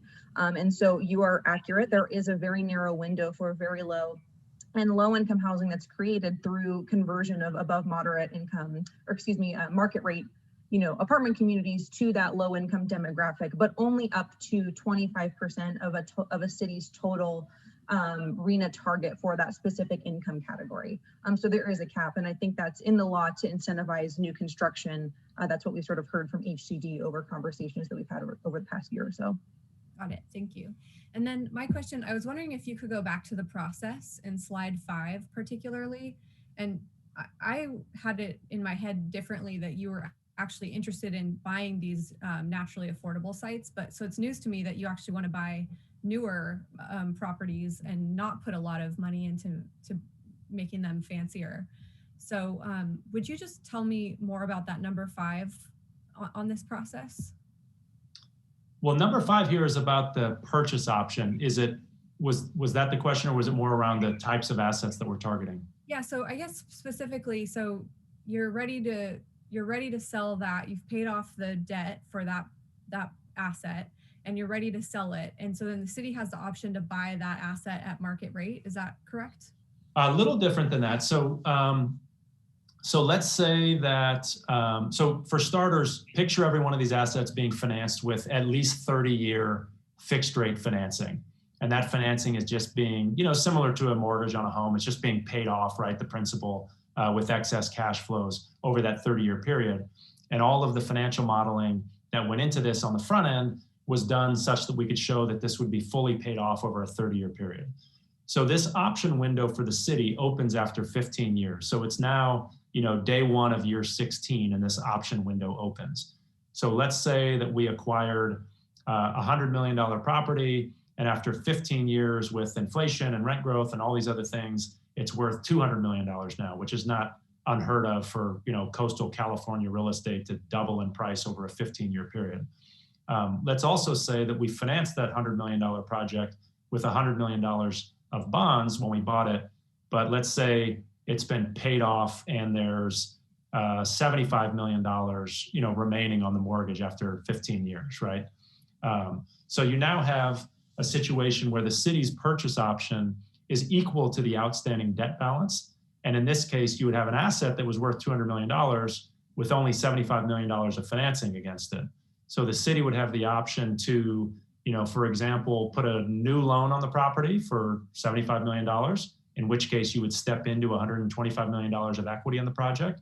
You could also do nothing, and you could just let CalCHA to continue to own the property and let the cash flows of the asset continue to pay down that mortgage. The point here is that ultimately, as the principal is paid down to nothing, again, the city's purchase option being equal to whatever the outstanding debt balance is, at that point in time, the city's option price would be $0. And this is truly an option. There's never any obligation here. We realize that there's many municipalities who are not set up and do not want to ever be a direct asset owner. And so if, for example, you were in this situation where, the property, the financing had been paid off, you're in this option window, you can acquire the asset for $0, and you called up your favorite local nonprofit housing developer, for example, and said, hey, we're not going to take title to this, but we want you to take title. You can do so for free, but we want you to own and operate it and give us, the city, 95% of the cash flows or something. I think any nonprofit would step into that position and, for 5% of the upside without having to put in anything. The other example we always give people is if 30 years goes by and this option window is open for 15 years and it ultimately closes, we never hear from the city again, the city doesn't want to trigger the option, CalCHA has the opportunity to sell these assets if that option window has opened and closed and the city wasn't interested in triggering it or assigning it to anybody else. But all of the sales proceeds are just wired to the city at closing. So, let's go back to the example I gave, and let's say that after 30 years, that property is now worth $300 million and there's no debt against it, and CalCHA sells the property because the city doesn't want it, the $300 million of sales proceeds would just be given to the city to do whatever they want with. So one of the key factors of this comes back to leveraging public financing to create a public benefit. We have to not only prove beyond the shadow of a doubt that we are creating public benefit immediately through creating desperately needed below market affordable housing units, but that all of the upside truly lives with the public on a long-term basis. And that's why, this exists within these documents. Wow, it's so remarkable. It's almost too good to be true. It kind of hurts my brain to think about how amazing it is. Yeah, we've heard that the too good to be true many times, and the more times that we do this and successfully acquire assets, and people see this working and see the affordable housing being created, sort of the less that we hear it. But it's definitely been a novel concept when people hear it. Generally, when people dive in and really understand that CalCHA is a governmental entity, they're not in this with a for-profit motive, and that given that we're financing these with 100% with these bonds, I mean, all that the bondholders are entitled to is a repayment of these bonds over time. And so all of that upside that exists, again, this goes back to needing to pass these local legislation where you join the JPA and become a member and grant authority. All of that is so there's this give and take where there's the sharing of all the upside with the municipality. Thank you. Okay, thank you.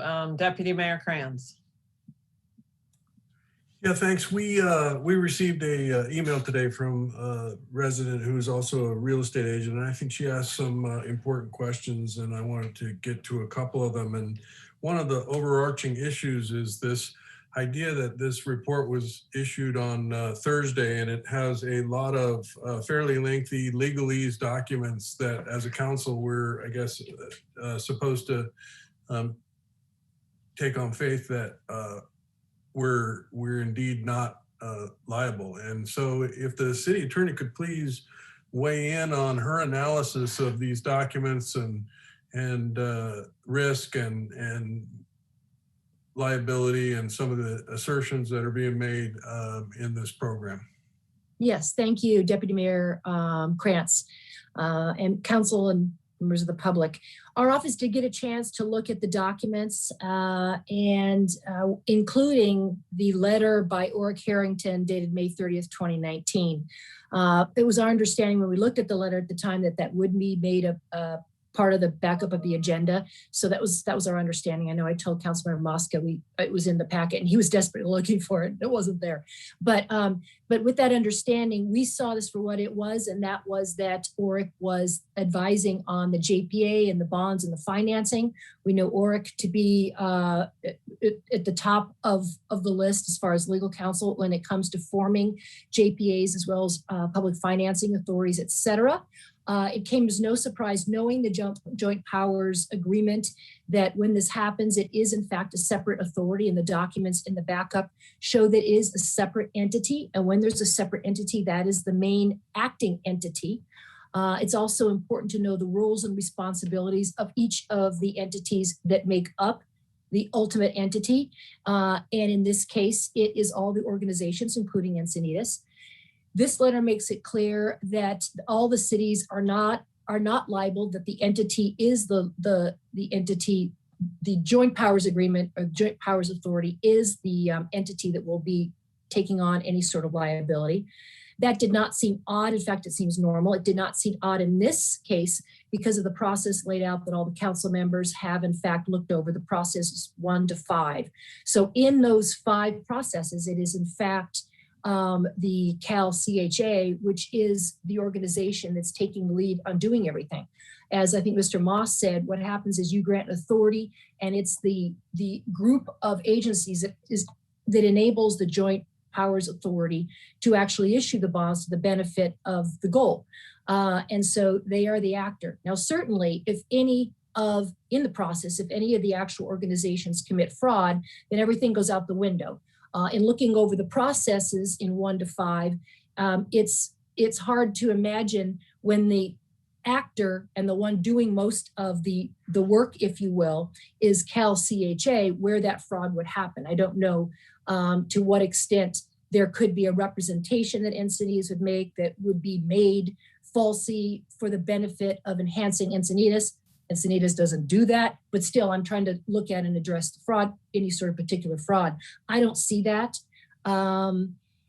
Also, let's see, I also wanted to comment that in the situation where the city supports or allows this process to move forward within the processes 1 to 5, I see that very different than actually the city endorsing or encouraging the purchase or speculation or investment of successful bonds or financing.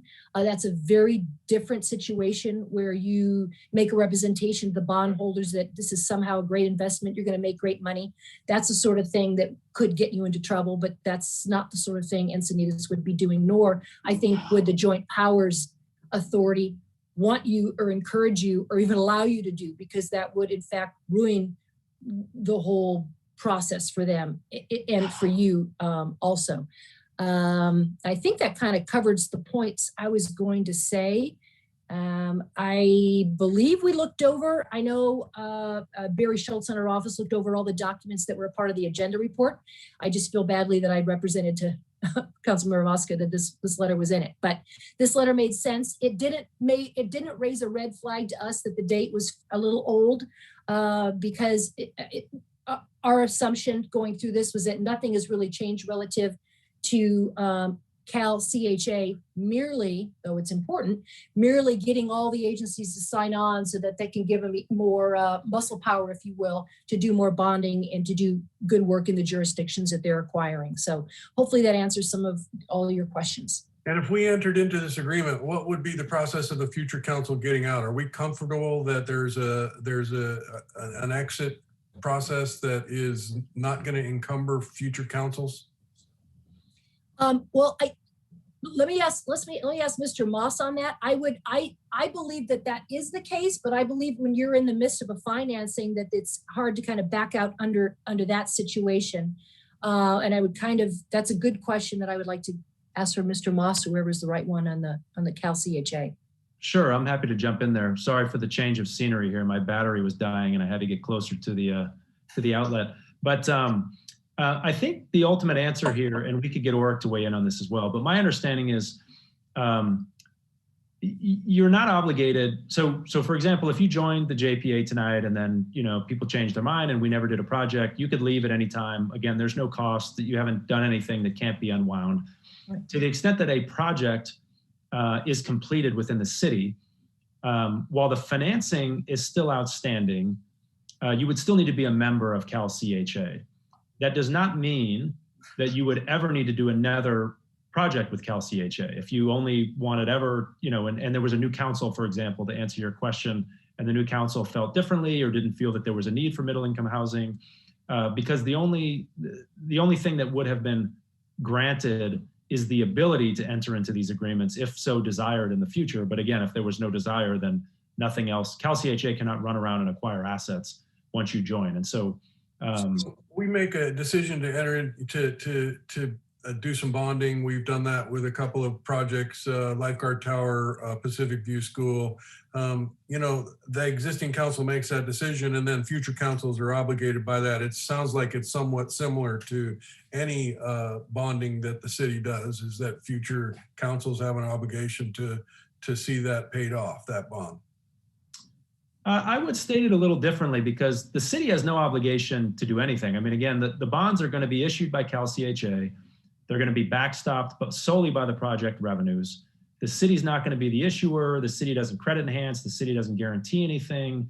The city is not tied to this in any way. And given that the city has an option but never any obligation to do anything, the city may never weigh in or do anything ever again. Except we can't get out of the JPA. We can't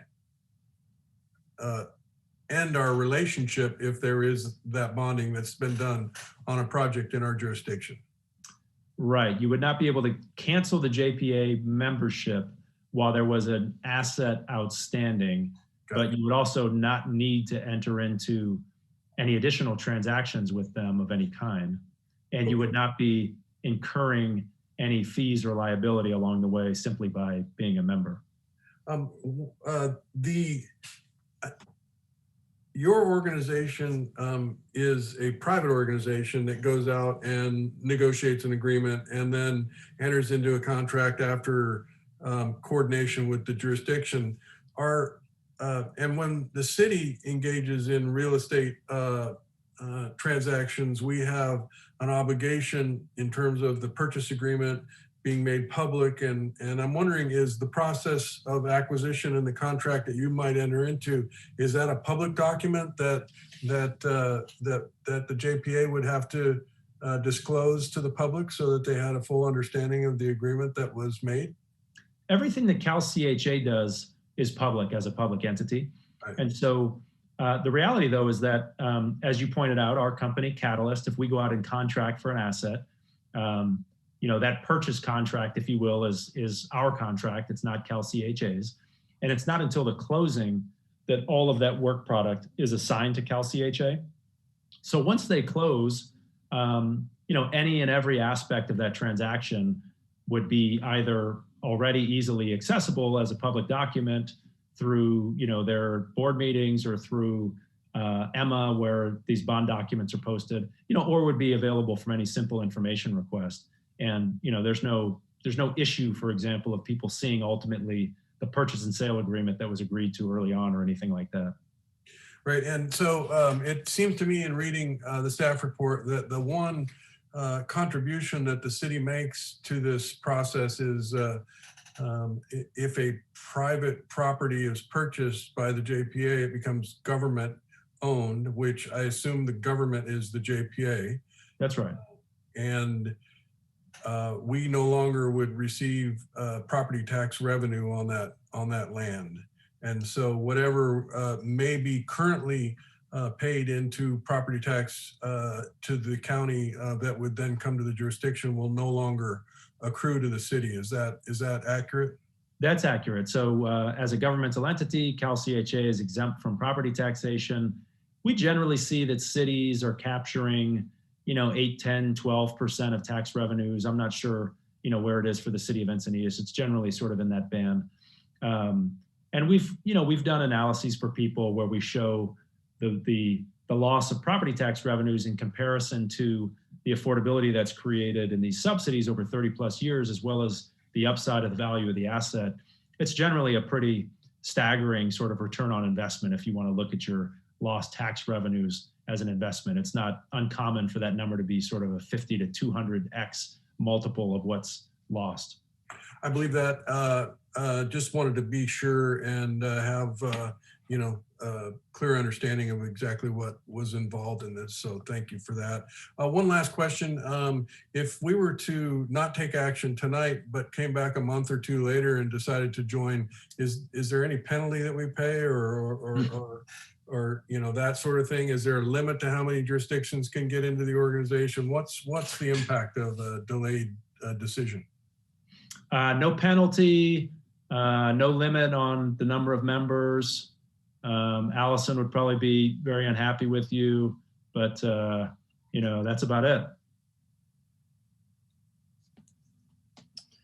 Okay, thank you. I'm going to make a few comments and questions before we go to round two here with my colleagues and also the public comments. So first, I just want to say that I think I'm really grateful that this item has come before us. Thank you to you, Jordan, for presenting to us and Allison, but also to our city staff, because I think the city has said in multiple different forums, individually as electeds and also the community conversation, that we want to have a livable community and we want to have housing that's accessible for all income levels. And we know that the missing middle, the reality of it is that we are producing more low-income housing because of our inclusionary ordinance and our density bonus ordinance, and then a lot of upper-income housing and very little middle. And so it does end up squeezed, and you see those charts that show that it just really hollows out in the center, the middle income. And so this program fills that in a way that we are not able to do and that the market is not doing on its own. And so the reality of us as policymakers, having said in a lot of different ways, we want to create a city that is accessible for our seniors, for our youth, for our professionals, for people who are making a moderate income. How can we do that?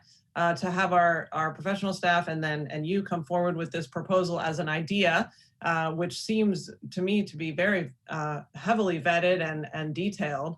And also, we're not in the vanguard here, so there are many other cities who are obviously participating in this. It seems to me like it could really provide a really useful and needed part of our city's housing stock.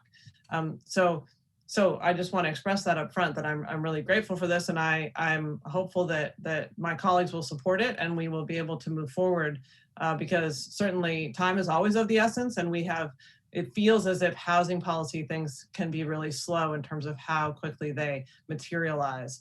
And the fact that I'll just point out that you sort of vaguely referenced the fact that we do have 15 housing sites on our housing element update from the 5th cycle. And if one of those sites, which was going to be R30 at really upper income housing and then 15% deed restricted affordable, if that whole project is bought by you and you come forward with a proposal, because it has to come back to the city council. My understanding is any proposals for what you would build would come back to the city council through its normal process. The city always sees what's going to be built in the city because that's what happens. We have our land use authority. That project then would be 100% moderate income. Well, it wouldn't be 100%. It would be some affordable housing and then some moderate income housing, but all deed restricted. And we would end up with something in our city that we otherwise wouldn't get.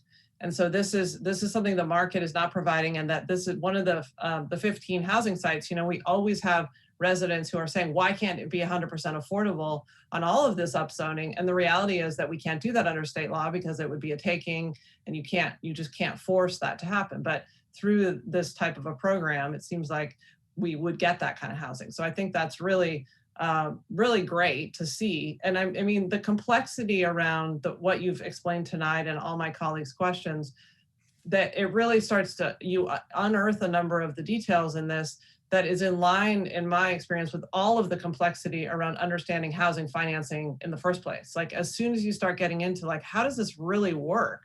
You end up with this incredible complexity, and that's the case here as well.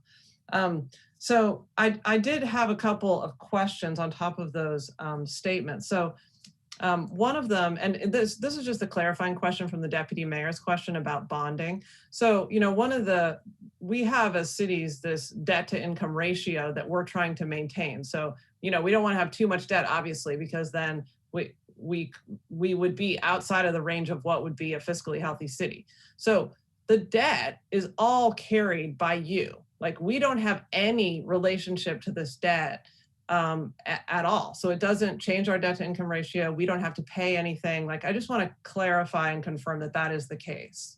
That is the case. More specifically, it's carried by CalCHA, not by us, obviously, at Catalyst, but that's absolutely the case, that the city is not impacted in any way. Right. Okay, so in all ways, this is different from the bonds we took to buy Pacific View or the Lifeguard Tower, or that we would consider doing for an infrastructure bond or some different housing bond if we wanted to do affordable housing. All of that would be potentially something we would do, but this is something that you meaning the whole organization of CalCHA and your organization. So one of my questions though is, when you said that you don't buy the naturally affordable older housing stock, it seems to me like that housing stock is the thing that's more likely to be purchased, and then displacement happens and it goes to upper income. So it never goes from being naturally affordable older housing stock to being moderate. It always goes all the way to the top, because anybody who buys something like that wants to make that profit differential. And you referred to that in your earlier comments. So why do you not buy that? Why don't you buy naturally affordable and kind of preserve it for moderate instead of having it jump to that top? I probably should have phrased that a little differently. I think what I was trying to get at is, there's certain assets that, given the age or the location or the functional obsolescence, that are unfortunately, sort of beyond repair at times. And that would be, the most affordable of the naturally occurring. I would say we still have parameters. We still would like to buy relatively well-located assets with good bones, with infrastructure that we can build upon that's not functionally obsolete. Again, there is an aspect of this where this is meant to be, at the outside, a multi-decade holding period here. And so we are not afraid at all of buying older, well-located assets, as evidenced by this asset in Hayward that I mentioned earlier, that we'll be closing on later this month, where we'll be spending $20 million on capital improvements. And if you look at the projected rents there, so we're going to be changing out, as I mentioned earlier, windows and building systems, doing all of the interiors, common areas, et cetera, at this property. And the rents are going to go down, not up, right? That's usually a head scratcher for people when they see that type of renovation going on. And we have done this with other assets in our portfolio as well. So, if the asset otherwise checks the box from a location standpoint and works for our model, we're definitely focused on those as well. I guess I was just making the point that for, some C quality or even worse quality assets, there are things that we pass on, just given the sort of location and inability to make it anything different ever than sort of what it is, other than maybe scraping it and rebuilding. Okay, thank you. Okay, one of my other questions has to do with the properties you buy. So you're probably aware that in Encinitas, we have something called Prop A. So like, if you bought an industrial property or commercial property, you would have to go to the voters in order to have it be housing. So I just wanted to make sure that you were aware of that. Yeah, our primary focus has been on the acquisition model. We are now pretty heavily focused on the development side of this as well. But within that development space, we've been more focused on sites that have already been entitled and are pretty far down the path and are very close to shovel ready. We generally haven't been excited, especially in places in California that are just overwhelmingly contentious, haven't been excited about long-term entitlement battles. And so we're really looking at sites that other people have taken to the 1 yard line in certain cases where, they're relatively shovel ready and we can step in and make them happen. Okay, thank you. And then I had a question about the deed restricted moderate part. So somebody has to show their W-2 every year that shows that they're within this moderate range. And if they get a better job and they're no longer moderate, they're an upper income earner, they have to move out. Is that right?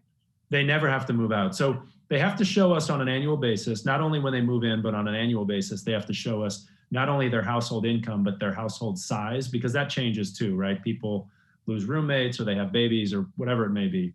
And so the ultimate AMI charts are based on household income and household size.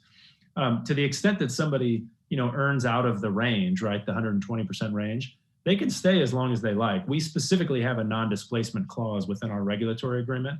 We're not looking to leverage this model to displace either existing tenants in an asset that we acquire or our own tenants that graduate up and out of middle income housing, which is very different, I should point out, than a tax credit environment where unfortunately, even though you have nonprofits whose mission is to serve extremely low income demographics, unfortunately, if somebody makes 61% of median income, sometimes they have to, they're out of compliance.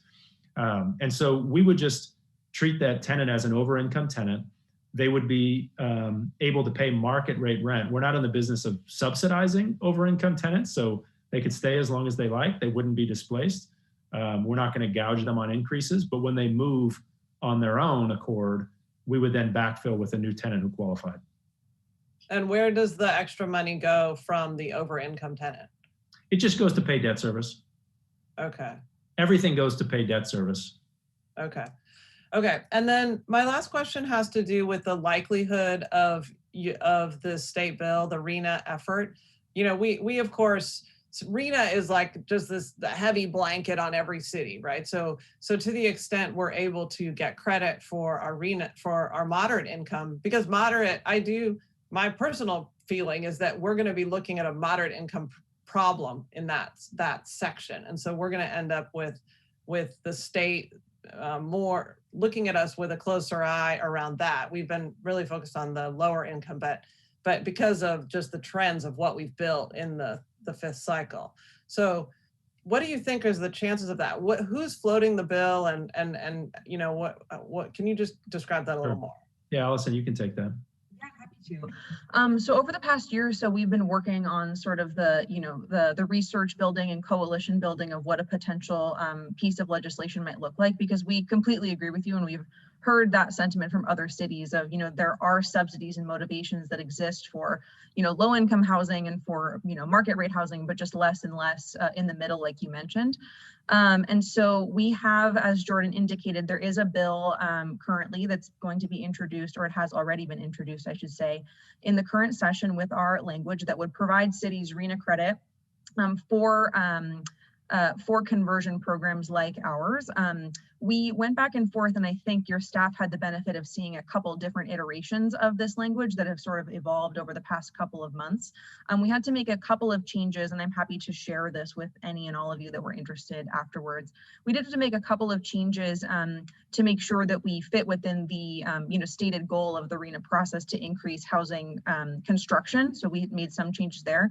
But because of this year or so of working with HCD and affordable housing advocates, we feel pretty, nothing has crossed the governor's desk today. So of course, don't want to get ahead of myself, but we feel pretty excited about it. The bill number is AB 787. It's being carried by Assemblymember Gabriel from the San Fernando Valley region.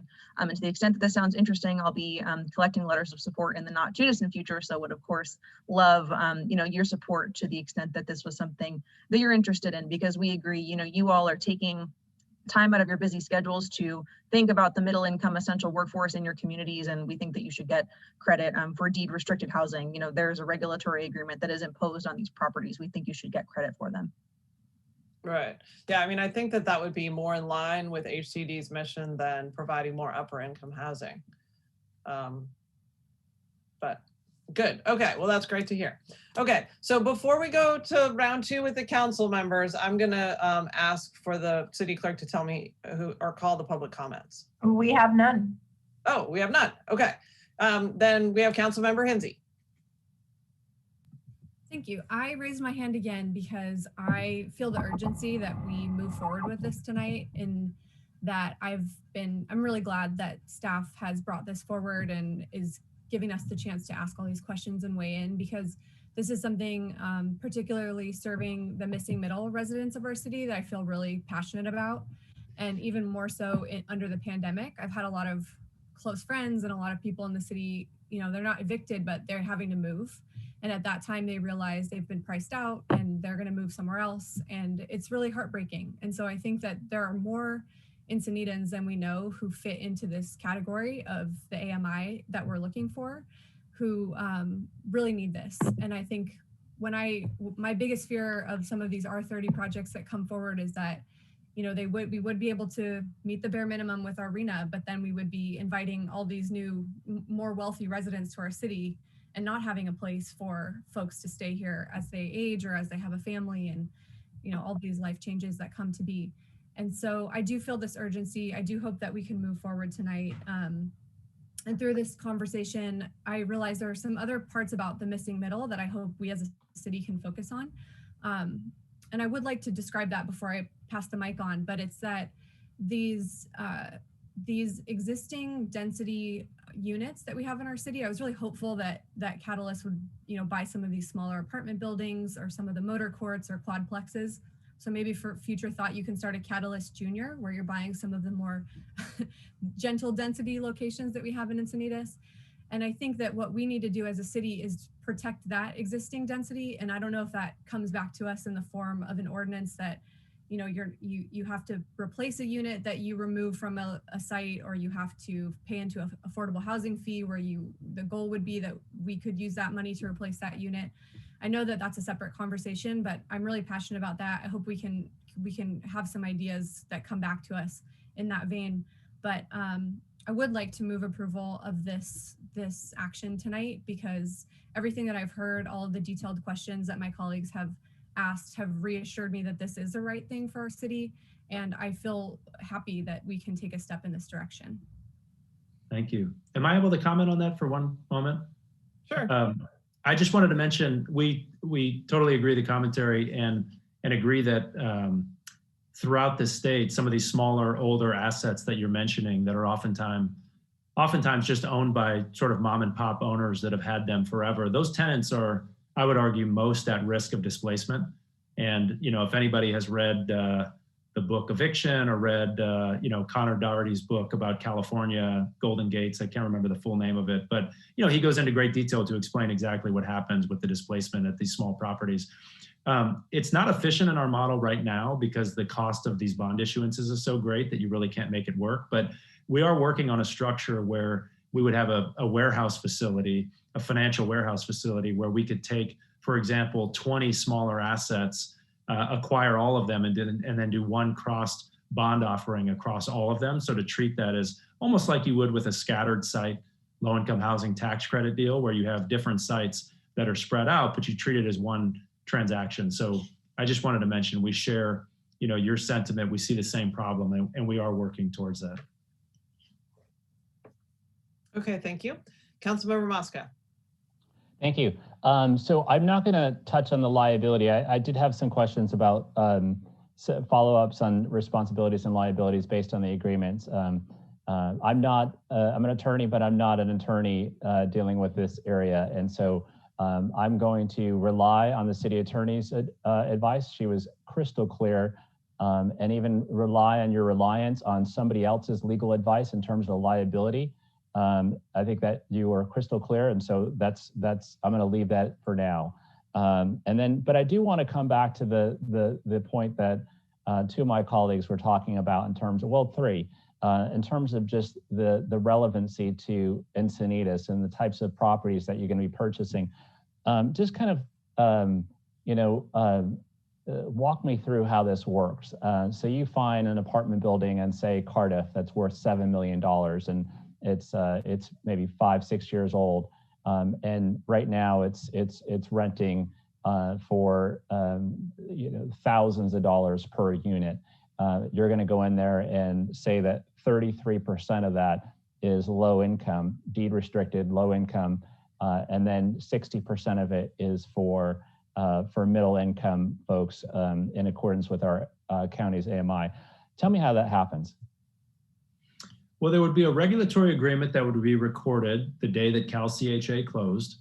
All of the tenants that were there, they have valid contracts or legal agreements with the property already. So, we're not going to change anything about their current leases. You say the agreement says of the term of art is avoid displacement. What does that mean? How long will you let them stay for? They can stay as long as they like. So, just take, let's say that the first tenant whose lease expires, right, comes up for renewal, makes $1 million a year and is, paying $5,000 in rent, right? I'm just envisioning this really nice property that you're referencing. We would tell them at the expiration of their lease that we have a new program in place and that we have to income qualify tenants, and that, people's rents are tied to the household size and their household income. Depending upon the results of that. So for example, when we found out that this person made $1 million a year, we would tell them that we would renew their lease at market rate rents. Let's say it's that $5,000 that we're referencing, and they could stay as long as they like paying market rate rent. But if that person decided to leave, we would backfill, we would only accept applications from qualifying households who earn below 120% of median income, and their rent would then be set depending upon whether they qualified at the 80%, 100%, or 120% AMI level, as well as the size of their household. And so there's a bit of a grid there depending upon the type of unit that they're renting and how many people are in their household and what how much did you say that the rent would go up every year? We have a cap, 4% cap on annual increases. Do you think it's unreasonable that after 15 years that 85% of the tenants are still the same? No, absolutely not. The turnover rate in the multifamily sector on a national basis is about 50%, 50. The national basis is consistent with oceanfront in California? I generally think, if you have rent control, then it's a different animal. I think in, a city like San Francisco, turnover is more like 20% annually. All right. But I think generally, if you look at rental property across the country, including coastal California, it's not unusual to see 50% annual turnover. People, have things change on an annual basis, right? Incomes go up and down, people get married, divorced. All sorts of things happen that lead to, changing addresses. And so let me just focus you back on the question in terms of so that $7-8 million asset, right? The person currently owns it or a company owns it and they're renting it out for a certain amount of money. And that's not only what the market's giving, but it's also paying the servicing the debt on that apartment building. How do you come in and purchase that for more money and service debt for less? Well, there's a few things there. One is we don't pay property taxes, which changes the expense structure. The other is that we have no equity partner in these transactions. And so generally in the institutional investment space, you would have a partner who would expect to make 15, 20% returns over time. And that's not the case here. All that has to happen is that the income of the asset has to service the debt. Given the cost of financing today, which is pretty remarkably low, if you take into account, the yield at which you can buy assets today, sort of the yield after removing property taxes, even after reducing the rents to levels such that they're affordable for middle income households, we're still able to not only service that debt, but retire that debt over a 30+ year period. So the 60, 70,000 that the state would collect in property tax on that asset, you're saying would make the difference. So let's go back to the idea that the long-term interest rates go up. How does that put a pinch on you? It wouldn't. Again, the financing is all fixed rate financing, so it wouldn't affect our financing. It wouldn't affect you at all. Going forward, it doesn't affect you at all. All right, so let's skip 15 years, 20 years, 25, 30 years into the future. Encinitas has the first right of refusal or has an option to purchase that property for $7 or $8 million. Well, it appreciates, and then we're going to pay at whatever mark we say after 15 years. We would have the option of purchasing that asset for the debt that exists on that asset, because that asset, the debt is secured by that asset. That's right. All right, and so Encinitas is a fairly small city. We're not generally in the situation of buying an $8 million or at that time more and maintaining a multiple unit asset, we would likely sell it. So talk to me about who would buy this asset in the future.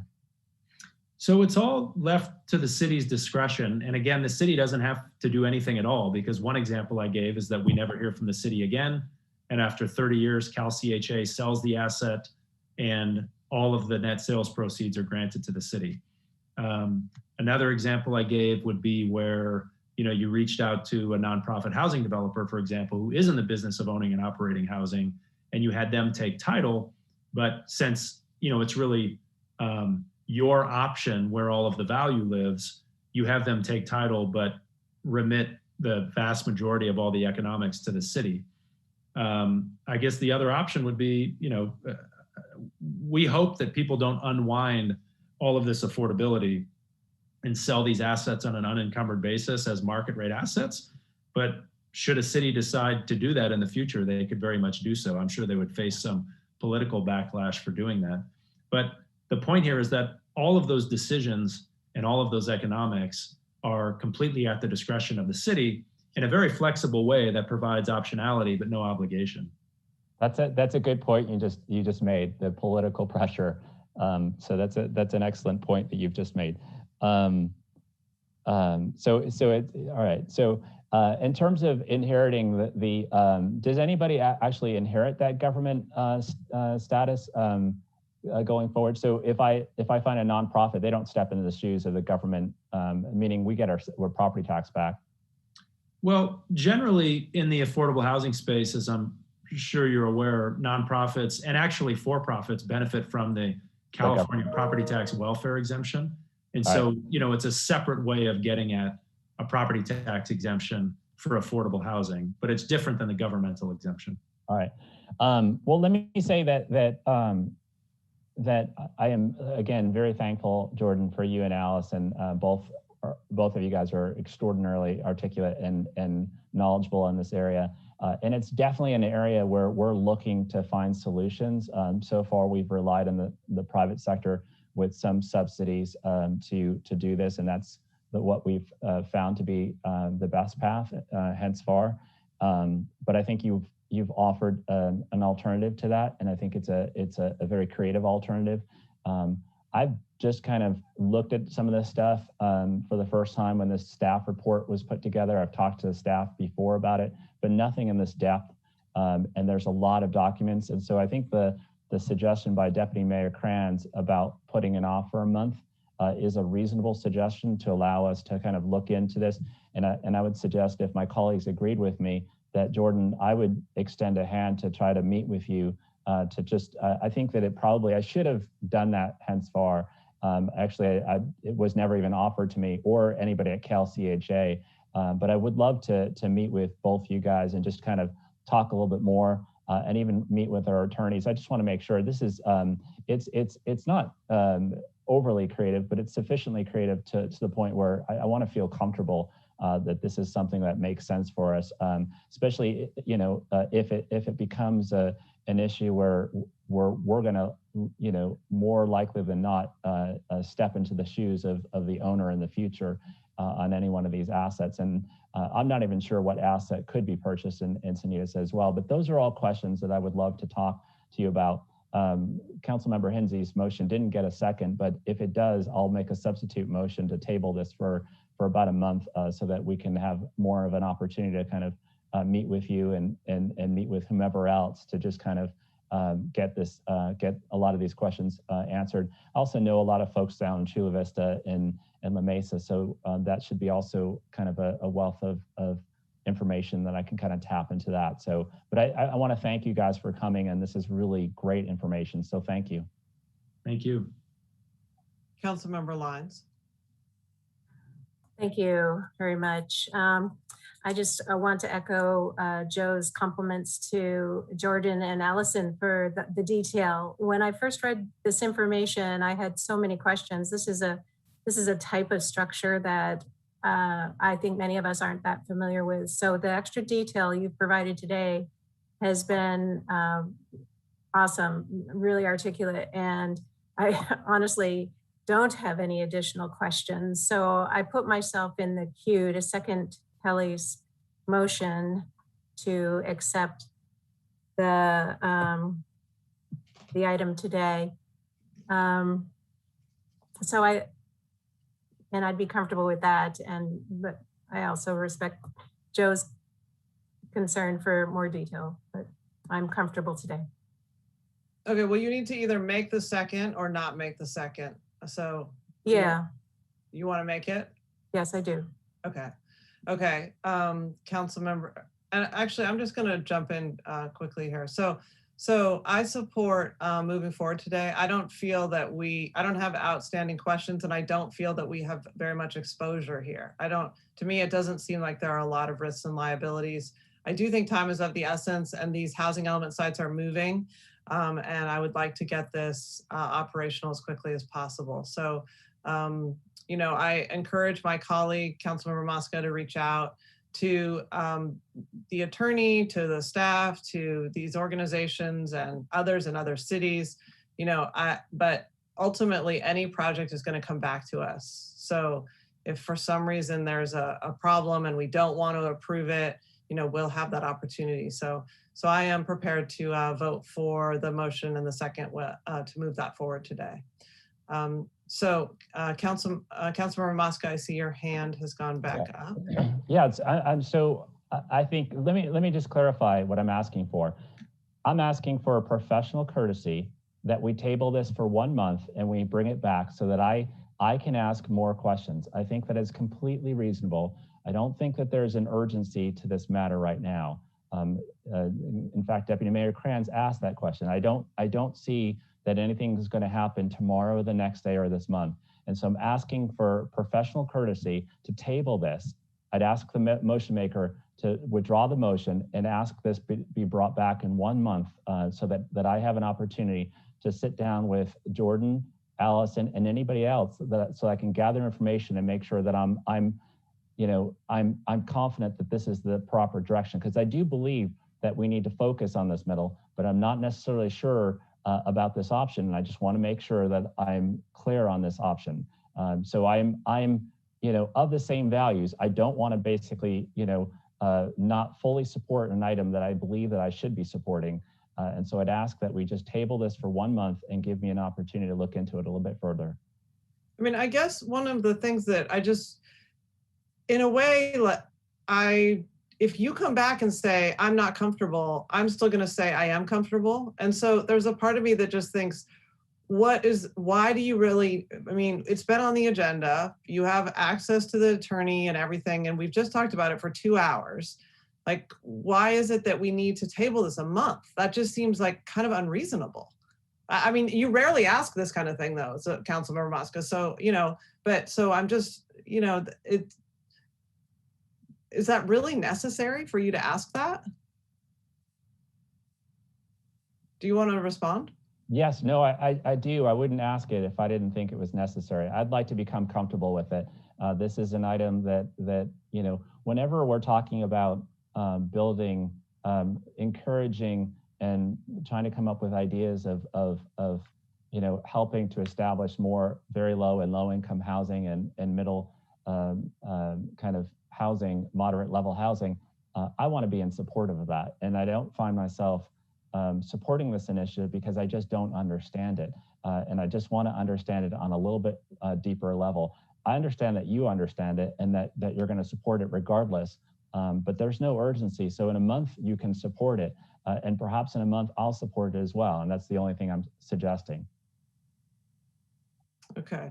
Well, I mean, it's up, the motions is on the table and it's owned by the body, but I mean, I feel comfortable moving forward, and while I would like to accommodate my colleagues, to me, it seems like there is an urgency, and we are policymakers. We want our staff and trust them to bring back things that are legal, that are advisable, that are within our policy values. I experience our staff as doing that. This presentation tonight has given me every confidence. So, I do feel comfortable moving forward, and I don't feel that we need to understand every depth of everything as a policymaker. So I guess, if my colleagues have a different idea, but But I think, you know, you getting there over time or when the thing comes back, I hope that that's acceptable to you. And of course, just know that my vote's not personal. No, but I would ask that my colleagues Joy and Kelly give me an opportunity to look at this. And so I'd ask once again, professional courtesy, please table it for 1 month so that I can look into this. I don't think that it's unreasonable to ask. Well, I do feel the urgency, and I also took the time to watch some of the other city council meetings in which this was brought forward and watch the deliberation. And ours is by far the longest one that I saw. And that a lot of the questions we've asked tonight have been even more in depth. And so I do share the sentiment that the mayor has, that I would like to, you know, show staff our support, that they brought this forward to us in confidence that is worth our time and our energy, even though this isn't part of our RENA requirement, it can help with it. And that there are other things that I would like us to be working on. And I don't see any reason why there wouldn't be the opportunity to continue meeting with Catalyst and continue meeting with Allison and anybody else between now and then to resolve any issues. And then if the agreement comes forward to us where they're looking to buy a property and you have an issue, I think there's another time at that opportunity to raise that issue and halt the process there. Okay, so we have a motion and a second, so we'll ask the city clerk to call for the vote. Okay, Councilmember Hinzi, Yes. Councilmember Lyons, Yes. Councilmember Mosca, Abstain. Deputy Mayor Crayons, Yes. and Mayor Blakespear. Yes. Motion carries with Councilmember Mosca abstaining. Okay. Well, thank you very much to Catalyst and staff who worked on this. Yes, City Attorney. I'm sorry, I should put up my hand. A council member needs to either vote yes or no. When you abstain, that is equivalent of a conflict, which means you have to kind of articulate why you have a conflict. So there really isn't an official abstaining in something category. I don't want to make this situation worse, but it's just, you have to kind of vote yes or no, or there's a conflict, and that's the options. You don't really have the option to say, I don't, abstaining is I don't feel like voting. My understanding with recusing was the conflict of interest, and abstaining is not. Well, there's really no such category. I know that there have been uses where people say, I'm going to abstain from voting. In the public entity environment, your obligation is to vote unless you have a conflict. Well, according to the city attorney, then I can't vote abstain, so I will vote yes on this matter.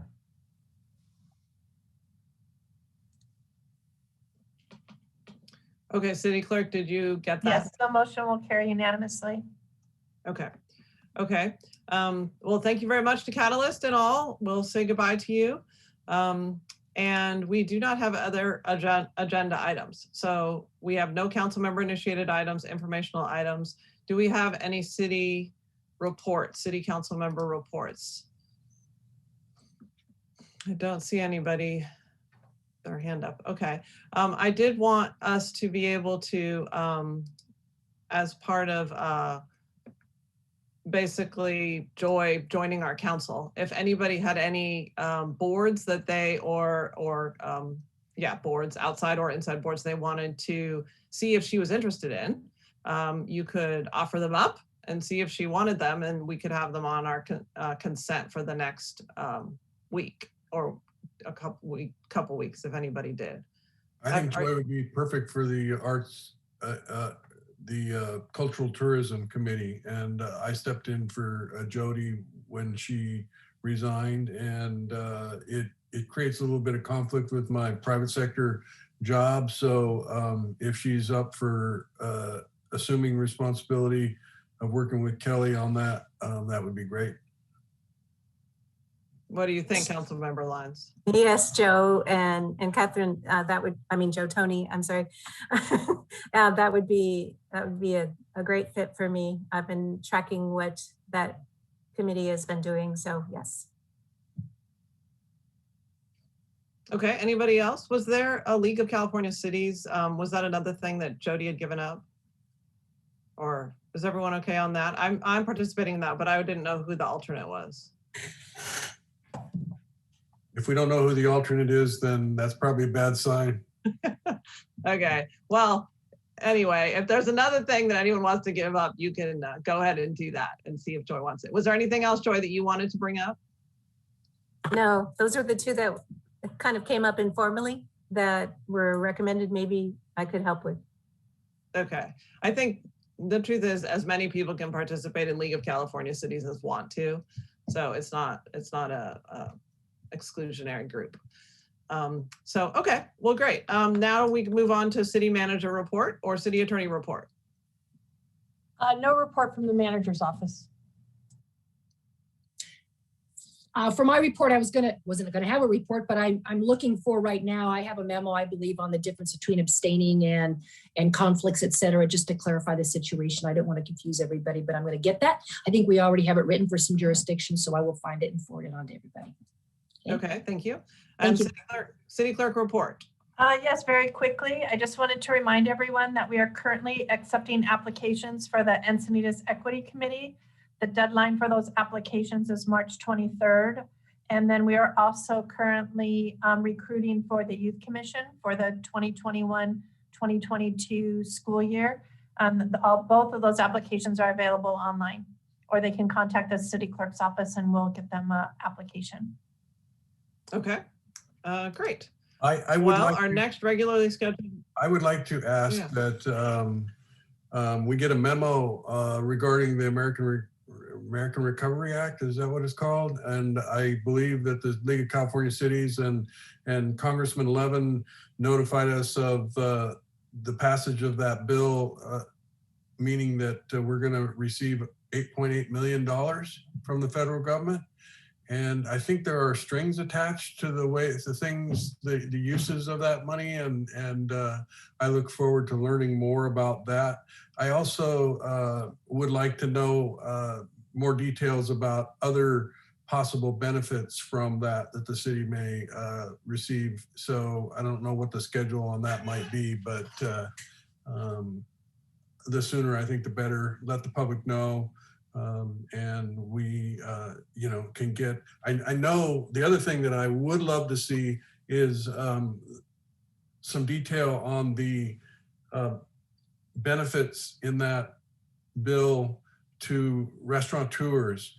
I believe it was $25 billion was included in that bill for restaurateurs who obviously took a significant hit over the last year. And I would like to, as a city, be sure to reach out to the restaurateurs that we have in our community and make sure that they are aware of the opportunities that may be a part of that. Does that all work for you, city manager? Yes, we expect to receive notice shortly, as well as typically with the last round, we received a great deal of information and analysis from the League of California Cities. We will forward that on to all of the council members as soon as we receive it. Okay, great. As well as inform the restaurants, as we have been doing with all of the local businesses where they are eligible for any type of relief funds. We've been communicating with the one-on-one groups in the chamber. Yes. Okay, great. So our next meeting will be held on March 17. And with that, we are adjourned.